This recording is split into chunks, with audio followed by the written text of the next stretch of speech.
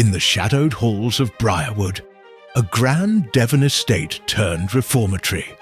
A theatrical performance becomes a stage for murder. When a wealthy donor is stabbed during a blackout and a meticulous matron is poisoned, the idyllic facade crumbles, revealing a web of embezzlement and betrayal. Enter Miss Jane Marple, whose keen eyes unravel cryptic notes, hidden trapdoors, and financial secrets. As the body count rises, can she unmask the killer before the final curtain falls? The Masquerade, murders where every mask hides a motive. Chapter 1. The Invitation.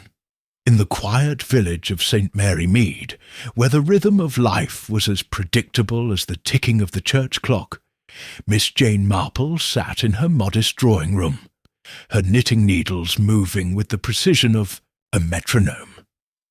The late afternoon sun filtered through lace curtains, casting delicate patterns on the polished oak table where a single letter lay, its envelope creased from careful handling.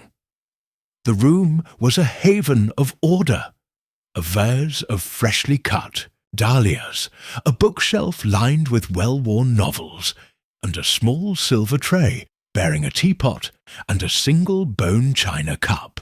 Yet, despite the tranquillity, Miss Marple's sharp blue eyes were fixed on the letter, her mind alert to the faint tremor of unease it conveyed. The letter was from Lady Eleanor Winthrop, a friend from Miss Marple's school days at the Misses, Bulstrode's Academy for Young Ladies, an institution that had prided itself on turning out girls of poise and principle, if not always of great intellect. Eleanor, then Eleanor Ashby, had been a delicate creature, prone to nervous flutters, but possessed of a kind heart. Their paths had diverged after school, Eleanor marrying into wealth and title, while Miss Marple remained in St. Mary Mead, observing the small dramas of village life with an acumen that rivaled any detective's. The letter, written in Eleanor's looping hand, was an invitation to Briarwood Hall, a grand estate in Devon that Eleanor's husband, Sir Reginald Winthrop, had recently transformed into a reformatory for delinquent young men. The invitation was for a theatrical performance, a fundraiser for the reformatory, but its tone suggested more than a social call. Miss Marple set her knitting aside, a half-finished scarf in soft grey wool, and adjusted her spectacles. She reread the letter, her lips pursed in thought. Eleanor's words were polite, even effusive, but beneath the courtesies lay a current of disquiet. "My dear Jane," the letter began, "it has been too long since we last met, and I find myself longing for your company. Briarwood is a noble endeavour, Reginald's great passion, but I confess it is not without its challenges. The boys are spirited, the staff dedicated, yet there is a shadow here I cannot quite name. We are hosting a theatrical performance to raise funds, a melodrama, quite the spectacle, and I would so value your presence. Your sharp eyes, Jane, have always seen what others miss. Do come, if you can." The phrase, "a shadow I cannot quite," name lingered in Miss Marple's mind. It was not like Eleanor to be vague. Her letters were usually filled with domestic details or gentle boasts about her husband's philanthropy. This hint of unease, coupled with the appeal to Miss Marple's sharp eyes, suggested something amiss at Briarwood Hall. Miss Marple leaned back in her armchair, her thoughts drifting to parallels in St. Mary Mead. She recalled Mrs. Price, the vicar's wife, who had once written a similarly cryptic note about troubles at the church bazaar, only for it to emerge that the treasurer had been pilfering funds. People, Miss Marple knew, often cloaked their fears in polite phrases, hoping someone else would unravel the truth. She rose and crossed to the window, looking out at the tidy gardens of St. Mary Mead. The village was in its autumn glory, with chrysanthemums blooming in fiery hues and the air crisp with the promise of frost. Yet Miss Marple's thoughts were already at Briarwood, conjuring images of a Gothic estate with ivy-clad towers and long, echoing corridors. A reformatory, she mused, was a curious venture for a man like Sir Reginald Winthrop, whom she remembered from a brief meeting years ago as a hearty, self-assured baronet with a penchant for grand gestures. To take on the rehabilitation of delinquent, boys required not only wealth, but a certain idealism, or perhaps ambition. Miss Marple's mind, ever attuned to human nature, wondered if Sir Reginald's motives were as pure as Eleanor's letter implied. The clock on the mantelpiece chimed 5, and Miss Marple returned to her chair, picking up the letter once more. She noted the date of the performance, a week hence. There was time to prepare, to pack her modest suitcase with the sensible woolens and sturdy shoes suited to a Devon autumn. She would need her notebook too, a small leather-bound volume, where she jotted observations in a neat, spidery hand. Miss Marple never travelled without it, for she had learned that the smallest details, a glance, a hesitation, a misplaced word, could unravel the most tangled mysteries. As she sipped her tea, now cooling in its cup, Miss Marple considered the nature of reformatories. She had read about such places in the newspapers, institutions born of post-war optimism, aiming to mould wayward youths into respectable citizens. Yet she knew from village gossip that good intentions often masked less noble truths. In St. Mary, Mead, the Women's Institute had once funded a home for orphaned girls, only to discover that the matron was pocketing donations. Miss Marple's lips twitched in a faint smile. People, she thought, were much the same everywhere, whether in a village or a grand estate. Greed, fear, and pride wore different masks but played the same roles. She turned her attention to the practicalities. The journey to Devon would require a train to Exeter, followed by a taxi to Briarwood Hall, which Eleanor described as remote but splendid. Miss Marple made a mental note to pack her warmest shawl. Devon's sea winds could be biting. She also considered the theatrical performance. A melodrama, Eleanor had called it, written by a local playwright. Miss Marple had a fondness for amateur dramatics, having attended many in St. Mary Mead, where the vicar's attempts at Shakespeare were more enthusiastic than accomplished. Theatricals, she knew, brought out passions, rivalries among actors, tensions over roles, and the chaos of a live performance. If something was amiss at Briarwood, the stage might well be where it surfaced. Miss Marple's thoughts were interrupted by a knock at the door. It was Cherry, her young housekeeper, a cheerful woman whose modern ways sometimes baffled Miss Marple, but whose efficiency was undeniable. "Post's come, Miss Marple," Cherry said, handing her a small parcel, "and Mrs. Bantry phoned to say she's popping by tomorrow. Something about the church fete." "Thank you, Cherry," Miss Marple said, her voice gentle but distracted. She set the parcel aside. It was likely the new knitting pattern she'd ordered, and returned to her thoughts. Mrs. Bantry, a dear friend and fellow sleuth of village, intrigues would no doubt be curious about the trip to Briarwood. Miss Marple decided not to mention Eleanor's letter just yet, Dolly Bantry's enthusiasm could be overwhelming, and Miss Marple preferred to approach this mystery with her usual quiet deliberation.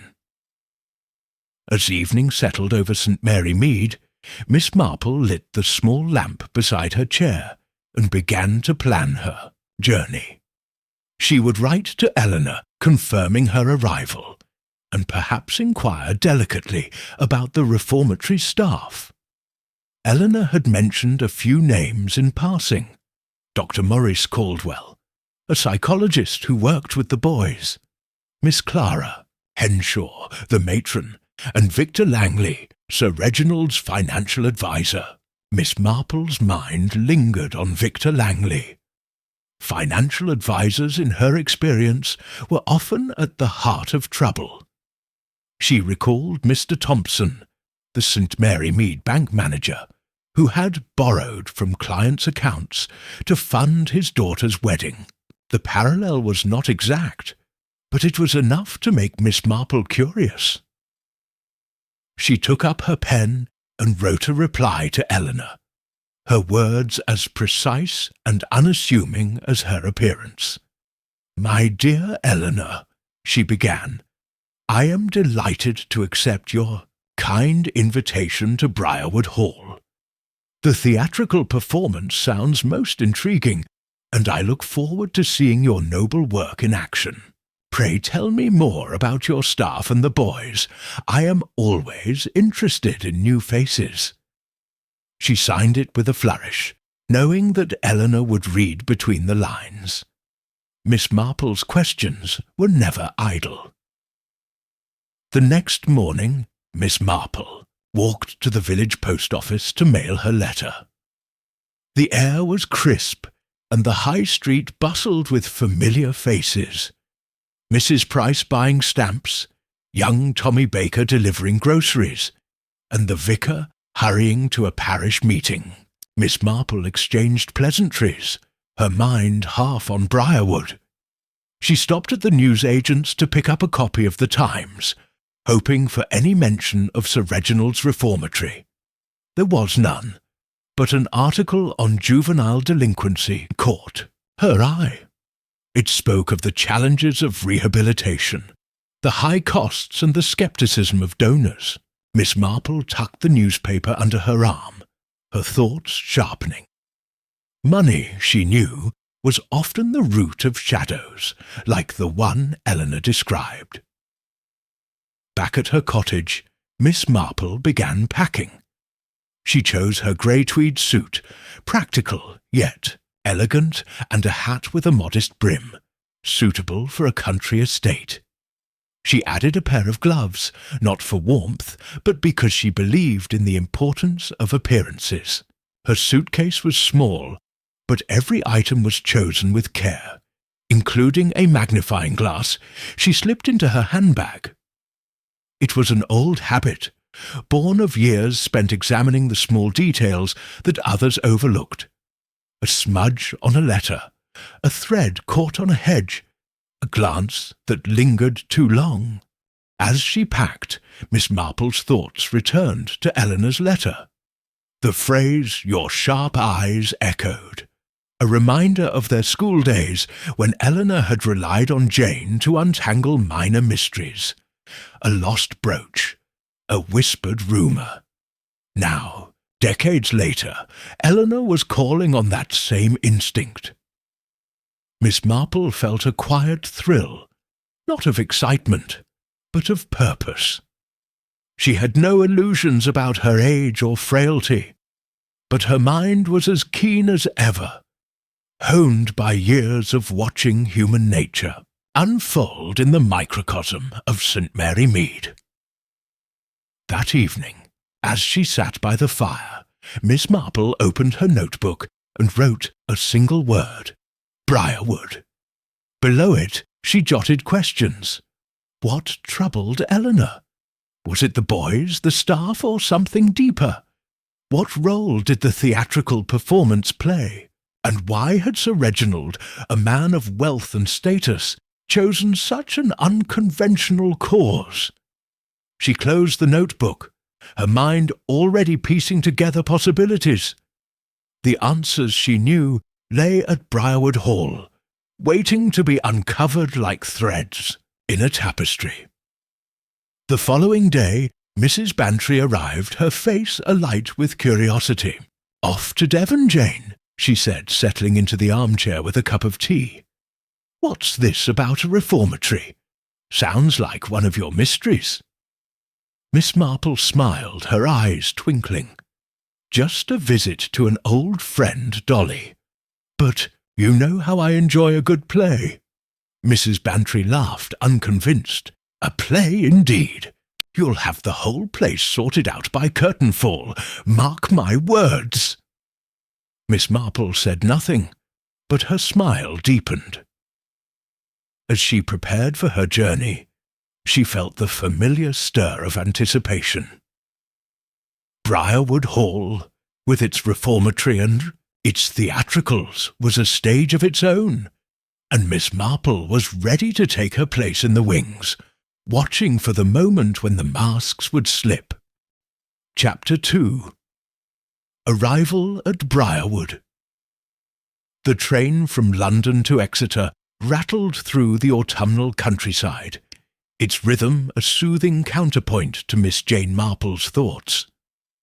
She sat by the window in a second-class carriage, her small suitcase tucked neatly beside her, and a worn copy of Middlemarch open on her lap, though she had scarcely turned a page. The Devon landscape unfolded in a palette of russet and gold, with hedgerows and stone walls marking the boundaries of ancient fields. Yet Miss Marple's attention was not on the scenery, but on the task ahead.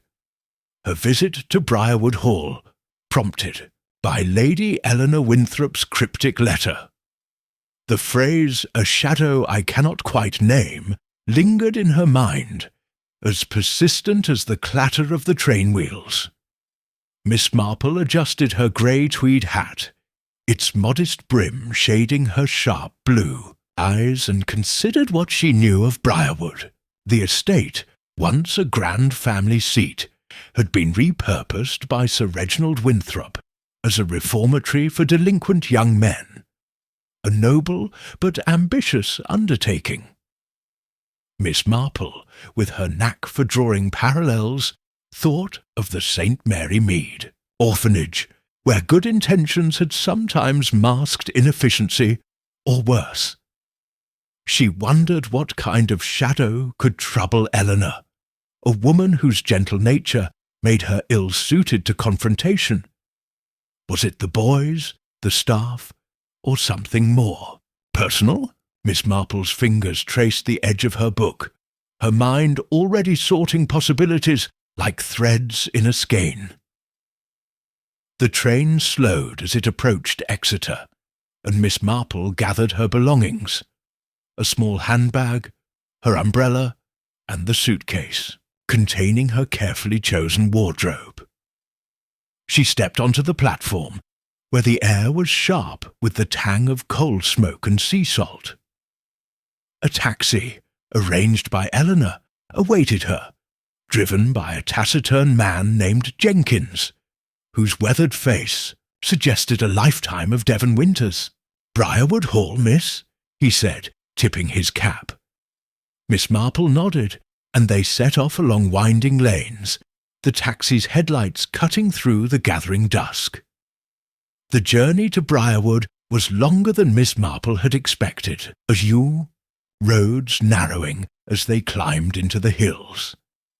Jenkins, unprompted, offered snippets of local lore. "Briarwood's a queer place, miss," he said, his eyes fixed on the road. "Big old house, full of ghosts, they say. Sir Reginald's done well with them boys, mind, but folks round here don't much like it. Too many strangers coming and going." Miss Marple listened, her expression attentive but non-committal. She knew the value of local gossip. In St. Mary Mead, the postmistress's chatter had often revealed more than official reports. Jenkins's words hinted at unease, perhaps resentment, toward the reformatory, a clue worth tucking away. As the taxi rounded a bend, Briarwood Hall came into view, its silhouette stark against the stormy sky. The estate was a Gothic pile, its towers and turrets rising like sentinels above a tangle of ivy and ancient oaks. The windows glowed faintly, suggesting warmth within, but the overall effect was one of brooding grandeur, as if the house itself guarded secrets. Miss Marple felt a shiver, not entirely from the chill. She recalled a similar feeling when visiting the old manor in St. Mary Mead, where a long-forgotten scandal had resurfaced during a garden party. Houses, she thought, had memories as vivid as people's. The taxi crunched to a halt on the gravel drive, and Miss Marple stepped out, her sensible shoes sinking slightly into the damp earth. The front door, a massive oak affair carved with heraldic motifs, swung open to reveal Lady Eleanor Winthrop. She was a slight figure, her silver hair swept into an elegant chignon, but her face bore the strain of sleepless nights. "Jane, my dear," she exclaimed, her voice warm but tinged with relief. "You've come at last. I can't tell you how glad I am." She took Miss Marple's hands, her grip surprisingly firm, as if anchoring herself against some unseen tide. "Eleanor, it's been too long," Miss Marple said, her smile gentle but her eyes scanning her friend's features. Eleanor's delicate frame was swathed in a lavender dress, its elegance at odds with the faint tremor in her hands. Miss Marple noted the lines around her eyes, deeper than she remembered, and the way Eleanor glanced over her shoulder, as if expecting someone to emerge from the shadows of the hall. "Come inside, do," Eleanor said, leading the way into a vast entrance hall. The interior was as imposing as the exterior, with a high ceiling adorned with plasterwork and a grand staircase, spiralling upward. A chandelier, its crystals dulled by time, cast flickering light on portraits of stern-faced Winthrops. Yet there were signs of the reformatory's new purpose. A bulletin board with schedules pinned haphazardly, a pair of muddy boots by the door, and the faint sound of youthful voices echoing from a distant corridor. Miss Marple absorbed it all, her mind cataloguing details, as a gardener might note the first signs of blight. Sir Reginald Winthrop appeared at the top of the staircase, a robust man in his 60s with a ruddy complexion and a booming voice. "Miss Marple, is it? Welcome to Briarwood," he called, descending with the energy of a much younger man. His tweed suit was impeccably tailored, but his tie was slightly askew, a small imperfection that Miss Marple noted with interest. In St. Mary Mead, such details often betrayed a man's state of mind. Mr. Clements, the butcher, had worn a crooked tie for weeks before his wife's elopement. "Reginald, this is Jane Marple, my dear friend from school," Eleanor said, her voice softening. "She's come for the performance." "Splendid, splendid," Sir Reginald said, shaking Miss Marple's hand with vigour. "We're putting on quite a show, you know. The boys are in fine form, and it's all for a good cause. Reformation, Miss Marple, there's nothing like it to stir the soul." His enthusiasm was infectious, but Miss Marple detected a performative quality, as if he were addressing an audience rather than a single guest. She smiled politely, her mind already probing the edges of his fervour. Eleanor led Miss Marple to a drawing-room, where a fire crackled in a marble hearth. The room was a blend of old wealth and new purpose. Faded velvet curtains hung beside a modern typewriter on a desk, and a stack of reformatory reports sat atop a mahogany table. tea was served by a young maid, whose nervous demeanour suggested she was unused to grand houses. Miss Marple sipped her tea, noting the fine china and the slightly chipped saucer, a small sign of strain in the household's finances, perhaps. As they sat, Eleanor introduced the key figures of Briarwood. "You'll meet the staff soon," she said, her voice low. "Dr. Maurice Caldwell, our psychologist, is a brilliant man, though a bit intense. He believes in understanding the boys' minds, not just their actions. Then there's Miss Clara, Henshaw, our matron. She's strict but fair, keeps everything running smoothly. And Victor Langley, Reginald's financial advisor. He handles the funds and the donors. Oh, and the boys, of course. 20 of them, all different, but they're learning, Jane. They're trying." Miss Marple nodded, her eyes on Eleanor's hands, which twisted a lace handkerchief. The mention of Victor Langley prompted a slight pause, almost imperceptible, but Miss Marple caught it. In St. Mary Mead, such hesitations often signalled unspoken worries. Mrs. Price had paused in just that way when discussing the church treasurer. "And the theatrical performance?" Miss Marple asked, her tone light. "It sounds most ambitious." "Oh, yes," Eleanor said, brightening. "It's called The Shadowed Veil, written by a local man, Mr. Pembroke. A melodrama, full of secrets and betrayals, perfect for the boys to channel their energies. The community's involved too, and we're expecting donors, like Mr. Arthur Pennington and his niece Sylvia. It's to raise funds, you see. Briarwood's expensive to run." Sir Reginald, who had been pacing by the window, joined the conversation. "It's more than funds, Eleanor. It's about showing the world what these boys can do. Discipline, talent, redemption. That's what Briarwood's about." His voice rose, and Miss Marple noted the gleam in his eyes, a mix of pride and something less certain. Defiance, perhaps. The conversation was interrupted by the arrival of Dr. Maurice Caldwell, a lean man with sharp features and spectacles that magnified his intense gaze. "Miss Marple, a pleasure," he said, his voice clipped. "I trust you're here to observe our little experiment in human nature?"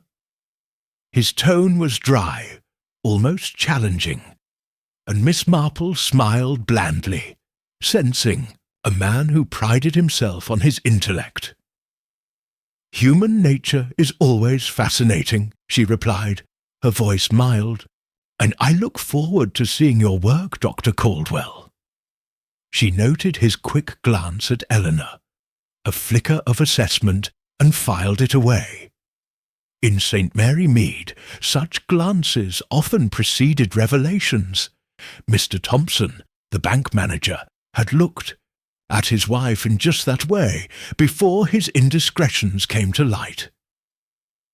As tea concluded, Eleanor showed Miss Marple to her room, a cosy chamber with a 4-poster bed and a view of the misty hills. "You'll be comfortable here, Jane," Eleanor said, lingering at the door. "I'm so glad you've come. It's reassuring." Her voice faltered, and Miss Marple touched her arm gently. "You must tell me more about Briarwood, Eleanor," she said, "when we have a moment." Eleanor nodded, her eyes grateful, and left Miss Marple to unpack. Alone, Miss Marple opened her suitcase, arranging her clothes with care. She placed her notebook on the bedside table, already half filled with observations from St. Mary Mead. She added a new page, writing Briarwood Hall at the top. Below, she noted Eleanor's unease, specific or general, Sir Reginald's enthusiasm, genuine or strained, Dr. Caldwell's intensity, defensive. She paused, then added, "Victor Langley. Eleanor's hesitation. Financial concerns?" As night fell, Miss Marple stood at the window, watching the wind stir the oaks. The hall was quiet, but she heard distant footsteps and a burst of laughter from the boys' quarters.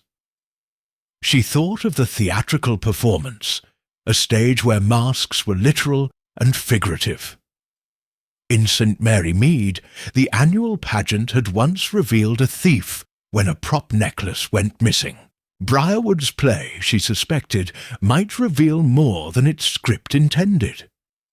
She drew the curtains and prepared for bed, her mind alert. Briarwood Hall was a puzzle, its pieces scattered among its inhabitants. Miss Marple, with her quiet ways and village wisdom, was ready to begin fitting them together. Chapter 3. The Cast Assembles. The morning sun struggled through the heavy clouds over Briarwood Hall, casting a muted light across the estate's sprawling lawns.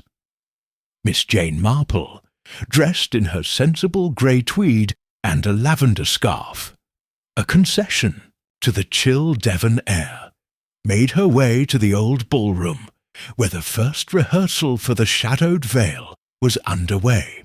The invitation from Lady Eleanor Winthrop had brought her to this remote reformatory, and though the stated purpose was a theatrical fundraiser, Miss Marple's sharp instincts told her that something more sinister lurked beneath the surface. The ballroom, with its faded grandeur and echoing space, seemed an apt stage for secrets to unfold. The ballroom was a cavernous room, its high ceilings adorned with chipped gilt mouldings and a parquet floor scuffed by years of neglect.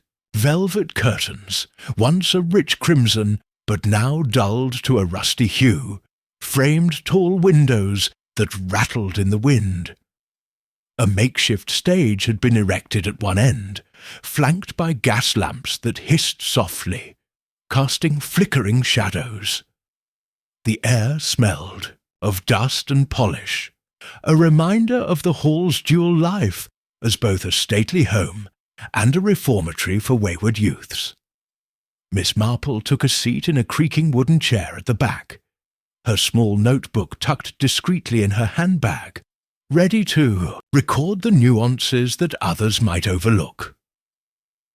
The rehearsal was a chaotic affair, a blend of youthful energy and adult impatience. The 20 boys of Briarwood, ranging in age from 14 to 18, milled about the stage, their voices a cacophony of laughter and argument. Some wore makeshift costumes, tattered cloaks and painted masks, while others clutched scripts, their lines delivered with varying degrees of confidence. Miss Marple watched them with the same quiet attention she had once given to the St. Mary Mead choir boys, whose squabbles over hymnals had revealed more about village rivalries than any sermon. Boys, she knew, were unguarded in their passions, and their behaviour often mirrored the tensions of those around them. Lady Eleanor Winthrop stood near the stage, her delicate frame almost lost in the bustle. She clapped her hands for attention, her voice gentle but strained. "Please, everyone, let's focus. We open in 2 days, and Mr. Pembroke expects a polished performance."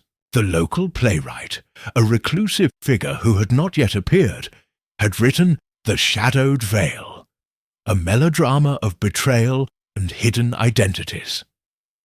Miss Marple, who had skimmed a copy of the script left on a side table, noted its themes. A nobleman, deceived by his trusted adviser, a secret exposed during a masked ball. The parallels to Briarwood's own dynamics were not lost on her. Sir Reginald Winthrop was absent, likely tending to the reformatory's administrative demands, but the staff were present in force. Dr. Maurice Caldwell, the psychologist, stood to one side, his sharp eyes tracking the boy's movements. His notebook, unlike Miss Marple's, was openly displayed, and he scribbled notes with a precision that suggested he saw the rehearsal as a psychological experiment. Miss Clara Henshaw, the matron, moved among the boys, her stern demeanour softened by an occasional word of encouragement. Her grey hair was pulled into a tight bun, and her apron was spotless, a testament to her meticulous nature. Miss Marple, who had known matrons in St. Mary Mead, recognised the type.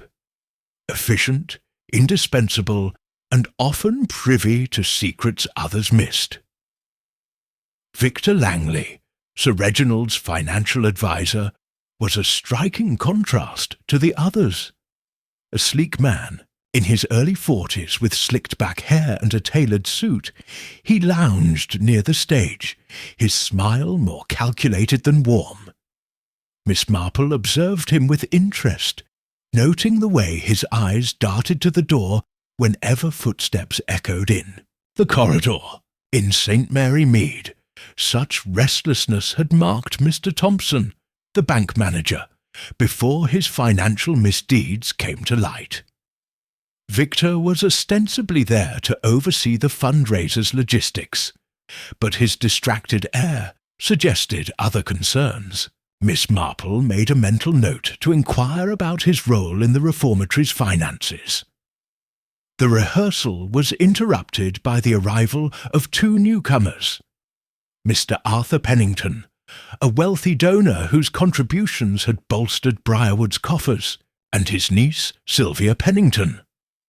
Arthur was a stout man with a florid face and a booming laugh, his presence filling the room like a gust of wind. He wore a tweed suit that strained at the buttons, and his gold watch chain glinted in the lamplight. "A fine show, Lady Eleanor," he called, striding forward. "These lads will do you proud." His enthusiasm seemed genuine, but Miss Marple caught a flicker of unease in Eleanor's smile, as if his arrival added to her burdens. Sylvia, by contrast, was a study in nerves. A young woman of perhaps 22, with pale skin and dark eyes, she hovered behind her uncle, her hands twisting a silk scarf.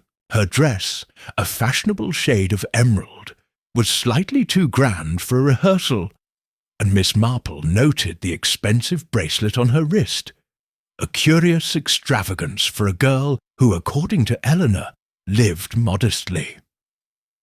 Sylvia's eyes flitted to Victor Langley, and for a moment their gazes locked in a way that spoke of familiarity, perhaps intimacy.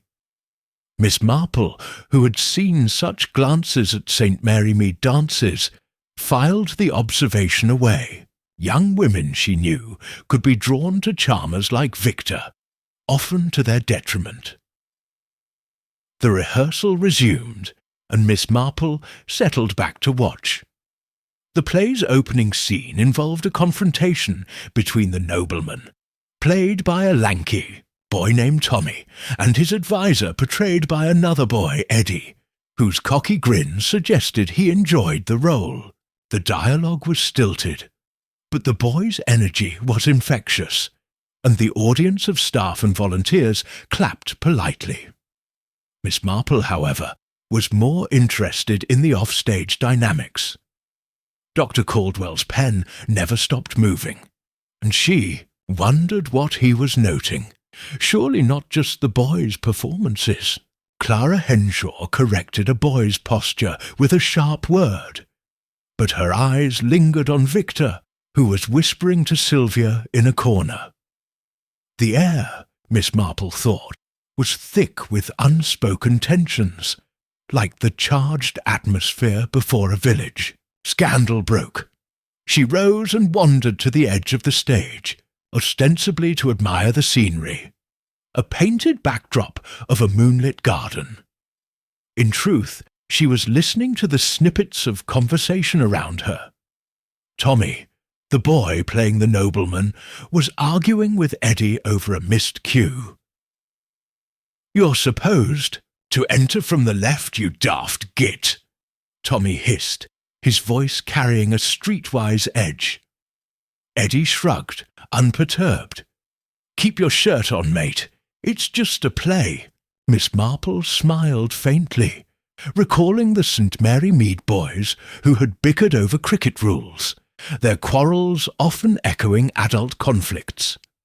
She approached Tommy, her manner grandmotherly. "You're doing splendidly, Tommy," she said, her voice soft. "It must be exciting to play such a grand role." Tommy, surprised by the attention, grinned. "It's all right, miss. Bit of a lark, pretending to be a toff. Mr. Langley says it's good for us, shows we can be proper gents."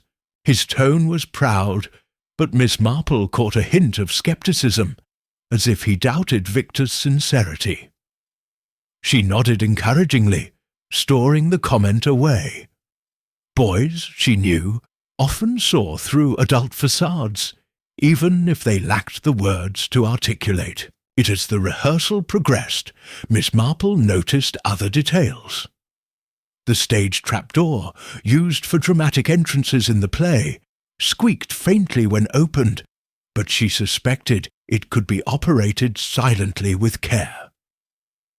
A pile of props, swords, masks, and a velvet cloak lay in a corner, haphazardly guarded by a boy who seemed more interested in his script.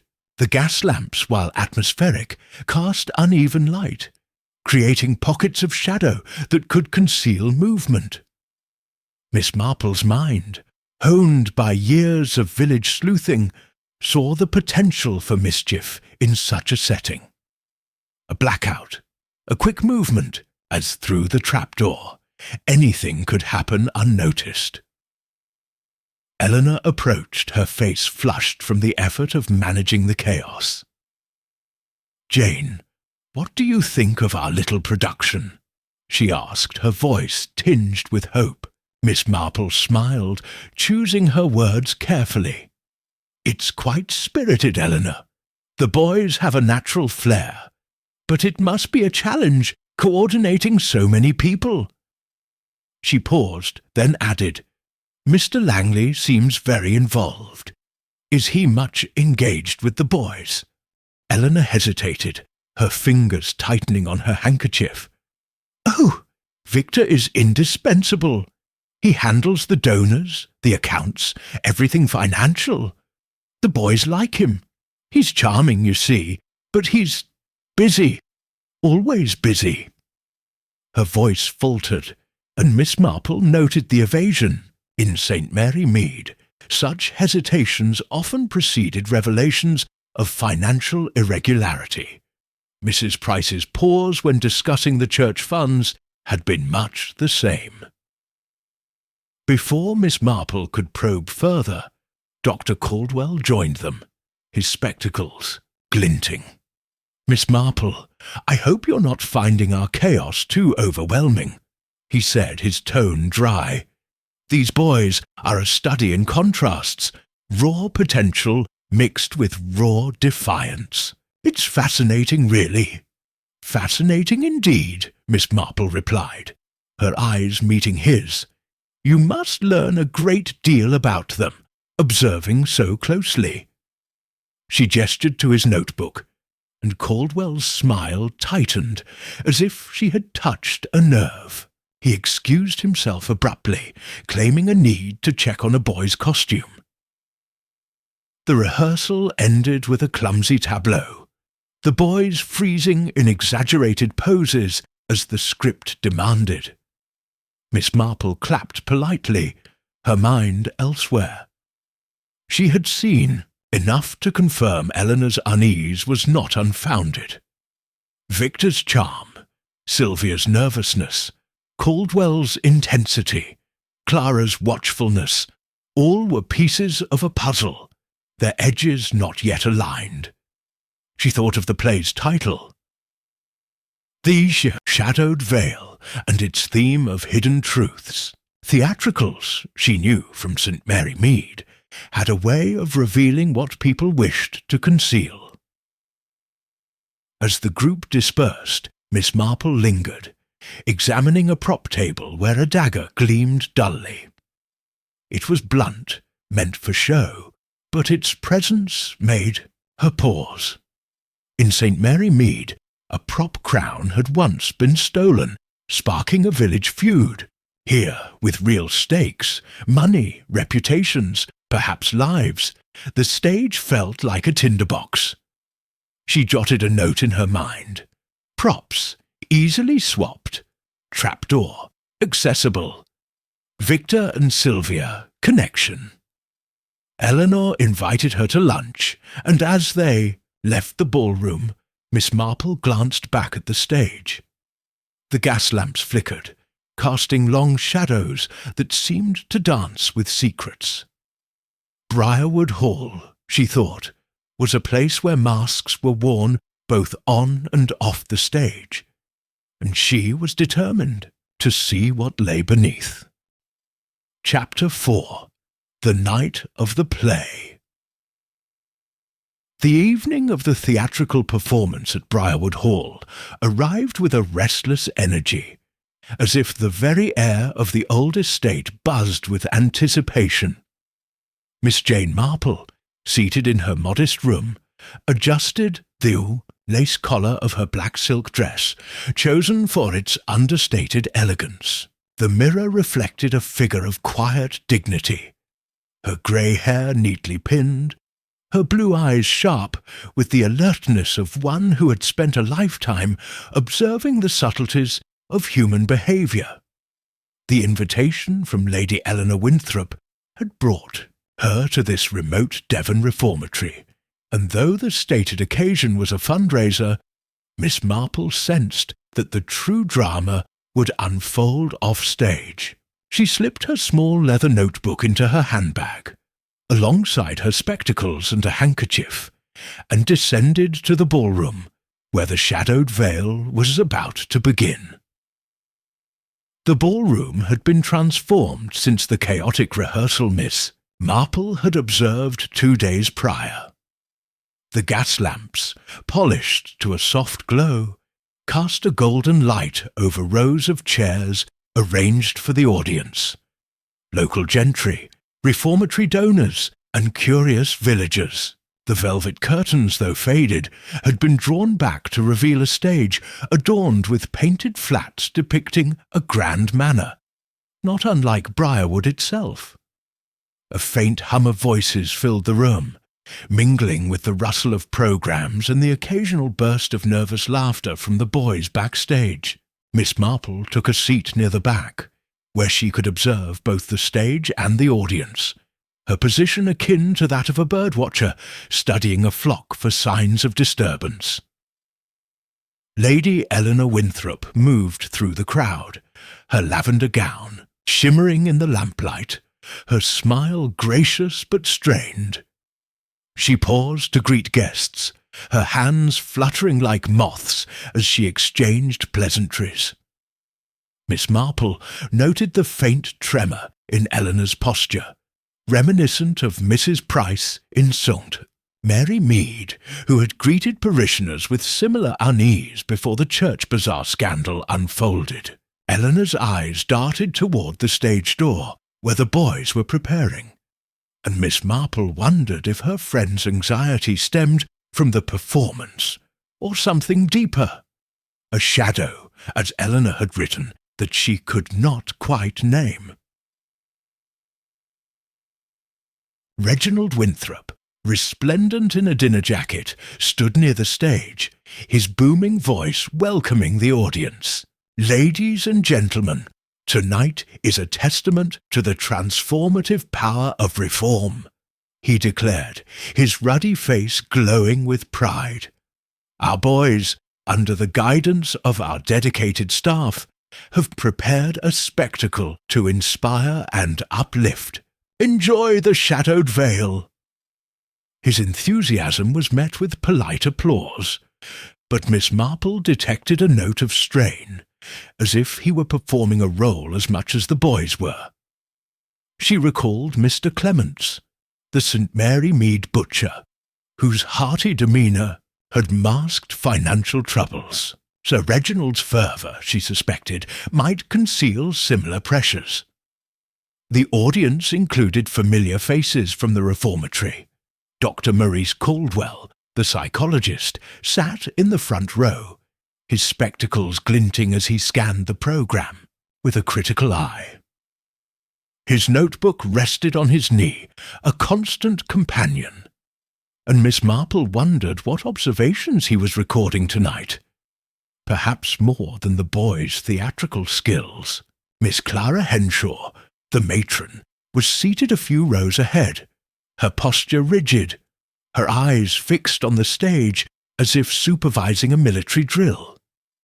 Victor Langley, the financial advisor, lounged near the aisle, his sleek appearance at odds with the nervous energy Miss Marple had noted during rehearsals. His gaze flickered to Sylvia Pennington, who sat beside her uncle, Arthur Pennington, the wealthy donor whose contributions had bolstered Briarwood's coffers. Arthur Pennington was a commanding presence, his florid face and gold watch chain drawing attention as he chatted loudly with a local squire. Sylvia, by contrast, seemed diminished, her emerald dress unable to mask the pallor of her cheeks or the way her hands twisted her programme into a crumpled mess. Miss Marple, who had seen such nervousness in young women at St. Mary Mead dances, noted Sylvia's frequent glances at Victor. There was a story there, she thought, one that might explain the expensive bracelet on Sylvia's wrist. A gift, perhaps, from someone with means and motives. The lights dimmed, and a hush fell over the audience as the curtains parted. The shadowed veil began with a flourish of music from a gramophone, its tinny notes setting the scene for a tale of betrayal. Tommy, the lanky boy Miss Marple had spoken to during rehearsals, played the nobleman, his voice surprisingly steady as he delivered lines about trust and deception. Eddie, the cocky boy cast as the advisor, strutted across the stage, his smirk lending authenticity to his villainous role.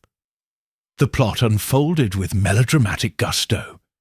A nobleman betrayed by his confidant, secrets revealed during a masked ball, and a climactic confrontation in a darkened garden. Miss Marple, familiar with amateur theatricals, appreciated the boys' enthusiasm, if not their polish, but her attention was divided between the stage and the audience. As the first act ended, the gas lamps flickered, casting eerie shadows.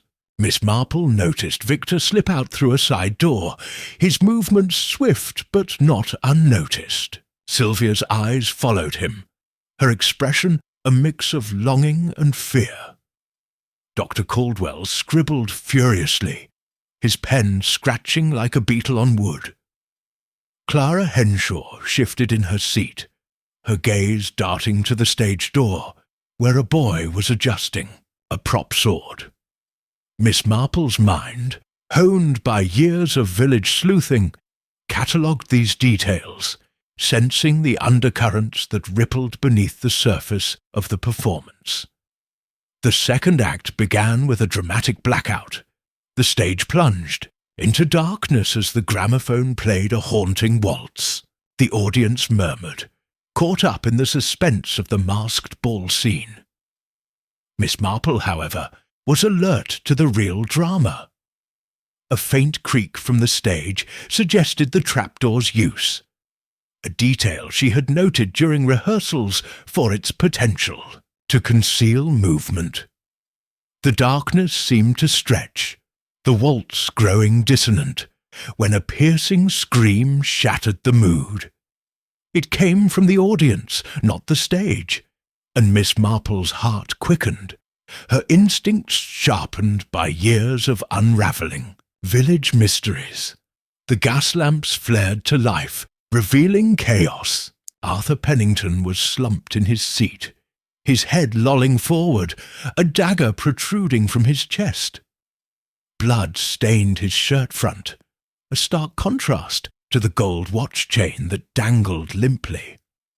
Sylvia's scream had drawn all eyes, her hands covering her mouth as she stared at her uncle. The audience erupted in gasps and cries, some standing, others frozen in shock. On stage, the boys faltered, their lines forgotten as they peered into the crowd. Eleanor rushed to Sylvia's side, her face ashen, while Sir Reginald bellowed for order, his voice cracking under the strain.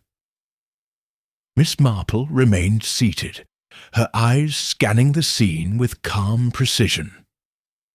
The dagger, she noted, was identical to the prop swords used in the play, but its blade gleamed with a sharpness no theatrical prop should possess.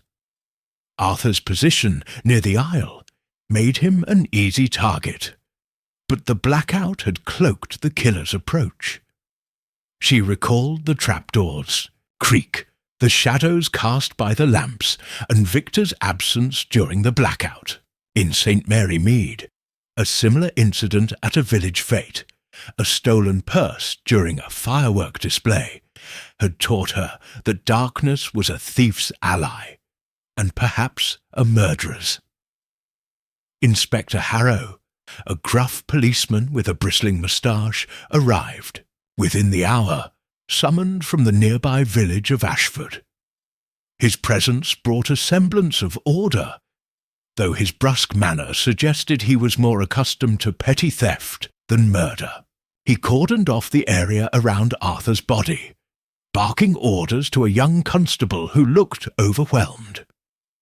The audience was ushered to the drawing room, their faces a mix of shock and morbid curiosity. Miss Marple, unnoticed in the chaos, slipped closer to the stage, her eyes on the trapdoor. A faint scuff mark on the floor, barely visible in the lamplight, suggested recent use. She made a mental note, her mind already weaving connections. Eleanor, trembling, approached Miss Marple. "Jane, this is dreadful," she whispered, her eyes brimming with tears. "Arthur was our greatest supporter. Who could do such a thing?" Her voice held a plea, as if she hoped Miss Marple could unravel the horror then and there. Miss Marple patted her hand, her expression serene, but her mind racing. "It's too soon to say, Eleanor," she replied, her tone gentle. "But we must be calm and observe. The truth has a way of revealing itself." She thought of a St. Mary Mead garden party where a stolen necklace had been found after careful watching. Patience, she knew, was her greatest ally. Inspector Harrow began questioning the staff, his voice echoing in the now silent ballroom. Dr. Caldwell claimed he had been watching the play, his notebook filled with observations of the boys' performances. Clara Henshaw insisted she had been seated throughout, her eyes on the stage. Victor Langley, who had reappeared just after the lights returned, said he had stepped out to check the donation box in the foyer. Sylvia, still shaken, could barely speak, her answers incoherent as she clung to Eleanor. The boys, gathered in a corner, whispered among themselves, their bravado replaced by wide-eyed fear. Miss Marple wandered to the prop table, where the remaining swords lay in disarray. She noted that one was missing, likely the murder weapon, and that the table was near the stage door, easily accessible during the blackout. She also observed a crumpled programme near Arthur's seat, its edge torn as if clutched tightly. In St. Mary Mead, a torn raffle ticket had once led to a thief's identity. She slipped the programme into her handbag, intending to examine it later. As the night wore on, the audience was dismissed, and Arthur's body was taken away under a sheet. Inspector Harrow promised a thorough investigation, but his gruff demeanour suggested he was out of his depth. Miss Marple, standing by the ballroom's windows, watched the storm clouds gather outside, their shadows mirroring the darkness within Briarwood. The murder, she knew, was no random act. The dagger, the blackout, the trapdoor, all pointed to a calculated plan. She thought of the shadowed veil, with its themes of betrayal and hidden motives. The play, it seemed, had become all too real. Returning to her room, Miss Marple opened her notebook and wrote, "Arthur Pennington, murdered during blackout. Dagger from props. Trapdoor used. Victor absent. Where? Sylvia's distress. Guilt or grief?" She paused, then added, "Programme torn. Significant." Closing the book, she gazed out at the darkened estate, her mind a tapestry of clues and suspicions. The night of the play had set the stage for a mystery, and Miss Marple was determined to uncover the truth behind the curtain. Chapter 5. The First Clues. The morning after the murder at Briarwood Hall dawned grey and oppressive, the Devon sky heavy with the threat of rain. Miss Jane Marple sat in the library, a quiet sanctuary of leather-bound books and polished oak, her knitting needles moving rhythmically as she sipped tea from a chipped Wedgwood cup. The events of the previous night, the scream, the flickering gas lamps, Arthur Pennington's lifeless form slumped in his seat, had cast a pall over the reformatory. Yet Miss Marple's mind was as clear as ever, sifting through the chaos with the precision of a gardener pruning errant stems. Her presence, unassuming in her grey tweed and lavender scarf, belied the sharpness of her observations, honed by years of unravelling the small but telling dramas of St. Mary Mead.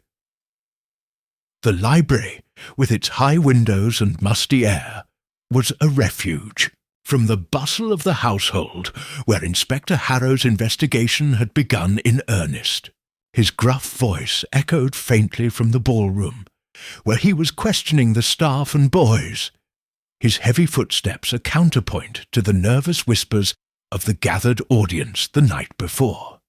Miss Marple, however, preferred to observe from the sidelines, her notebook tucked into her handbag, ready to capture the fleeting details that often escaped official notice.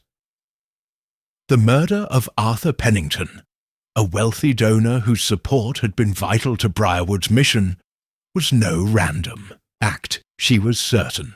The dagger, the blackout, the trapdoor, all pointed to a calculated mind, and Miss Marple was determined to find its owner. She set her knitting aside, a half-finished mitten in soft blue wool, and reviewed the crumpled programme she had retrieved from near Arthur's seat. The paper, torn at one edge, bore a faint pencil mark. Midnight.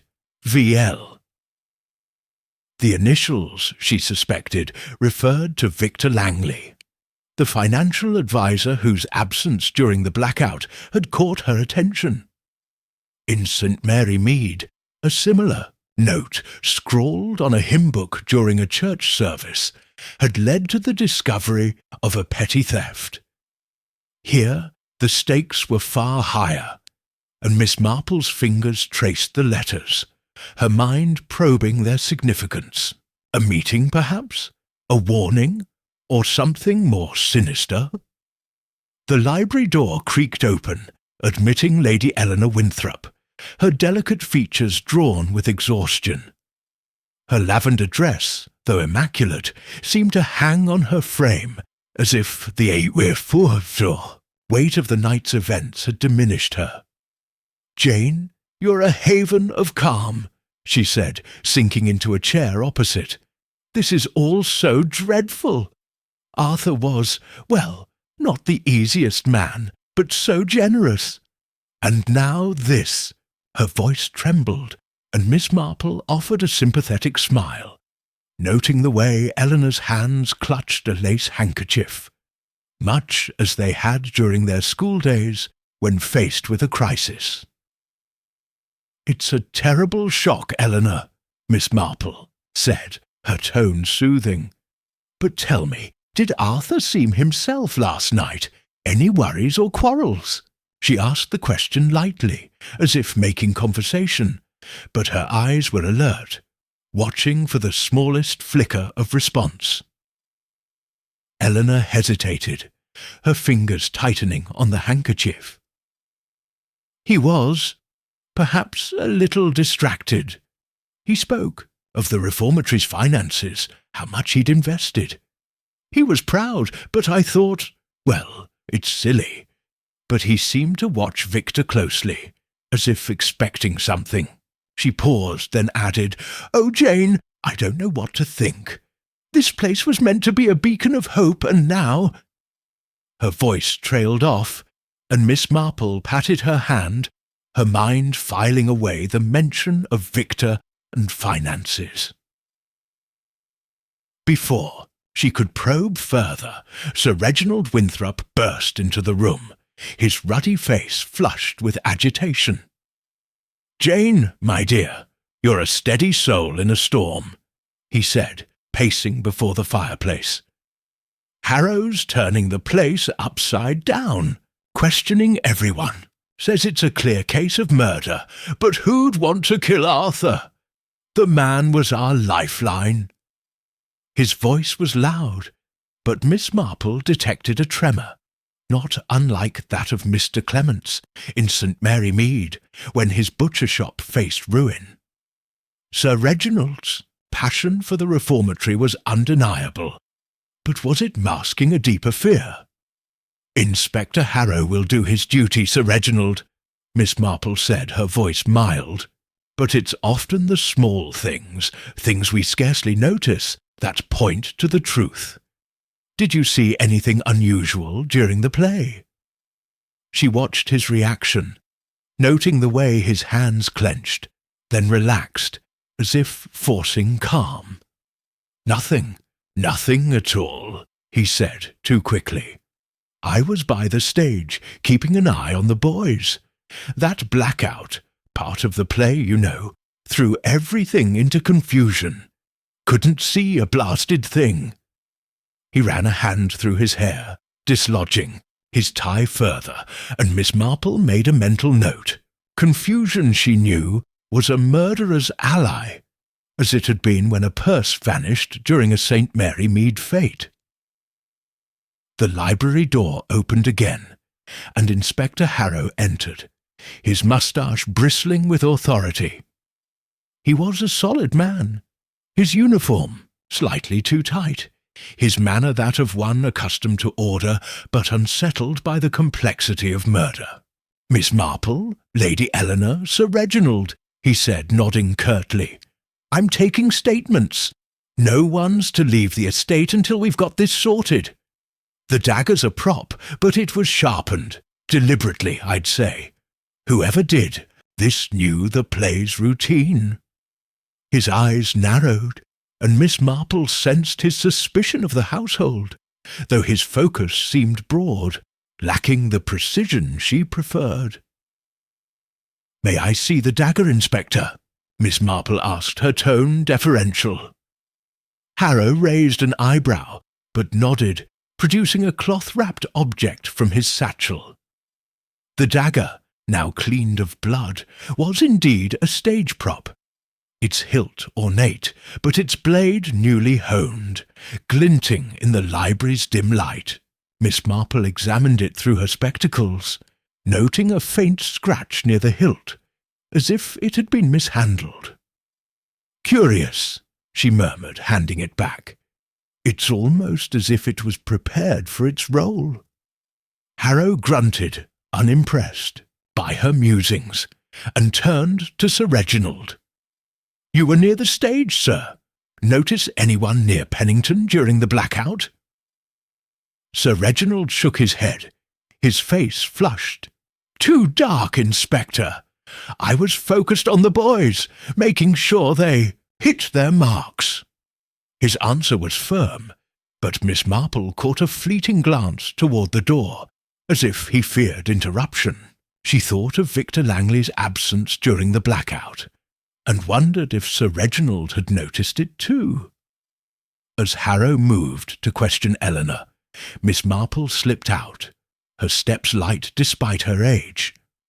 She made her way to the ballroom, now eerily silent, its chairs askew from the previous night's panic. The stage stood empty, the painted flats casting long shadows in the morning light. She approached the prop table, where a few swords remained, their blades dull compared to the murder weapon. The table was near the stage door, easily accessible, and Miss Marple noted a smudge of grease on the floor, possibly from a hurried footstep. In St. Mary Mead, a smudged footprint had once led to a poacher's hideout. Here, it might point to a killer's path. She knelt, her knees protesting, and examined the trapdoor. It was well-oiled, capable of silent operation, and its hinges bore no dust, suggesting recent use. A faint thread, dark green, clung to the edge, and Miss Marple tucked it into her handkerchief, her mind on Victor's green waistcoat from the rehearsal. She stood, brushing her skirt, and turned her attention to the audience area. Arthur's seat was marked by a constable's tape, but she noted its proximity to the aisle, offering easy access. The crumpled programme, with its cryptic note, had been near his feet, and she wondered if it had fallen from his hand or been placed there. Returning to the library, Miss Marple found Inspector Harrow questioning Victor Langley, whose sleek appearance was slightly dishevelled, his tie loosened.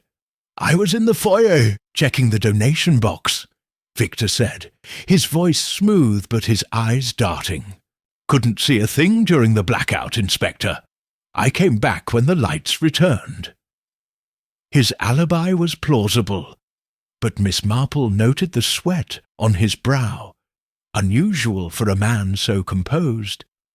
In St. Mary Mead, such signs had betrayed a liar at the village fete.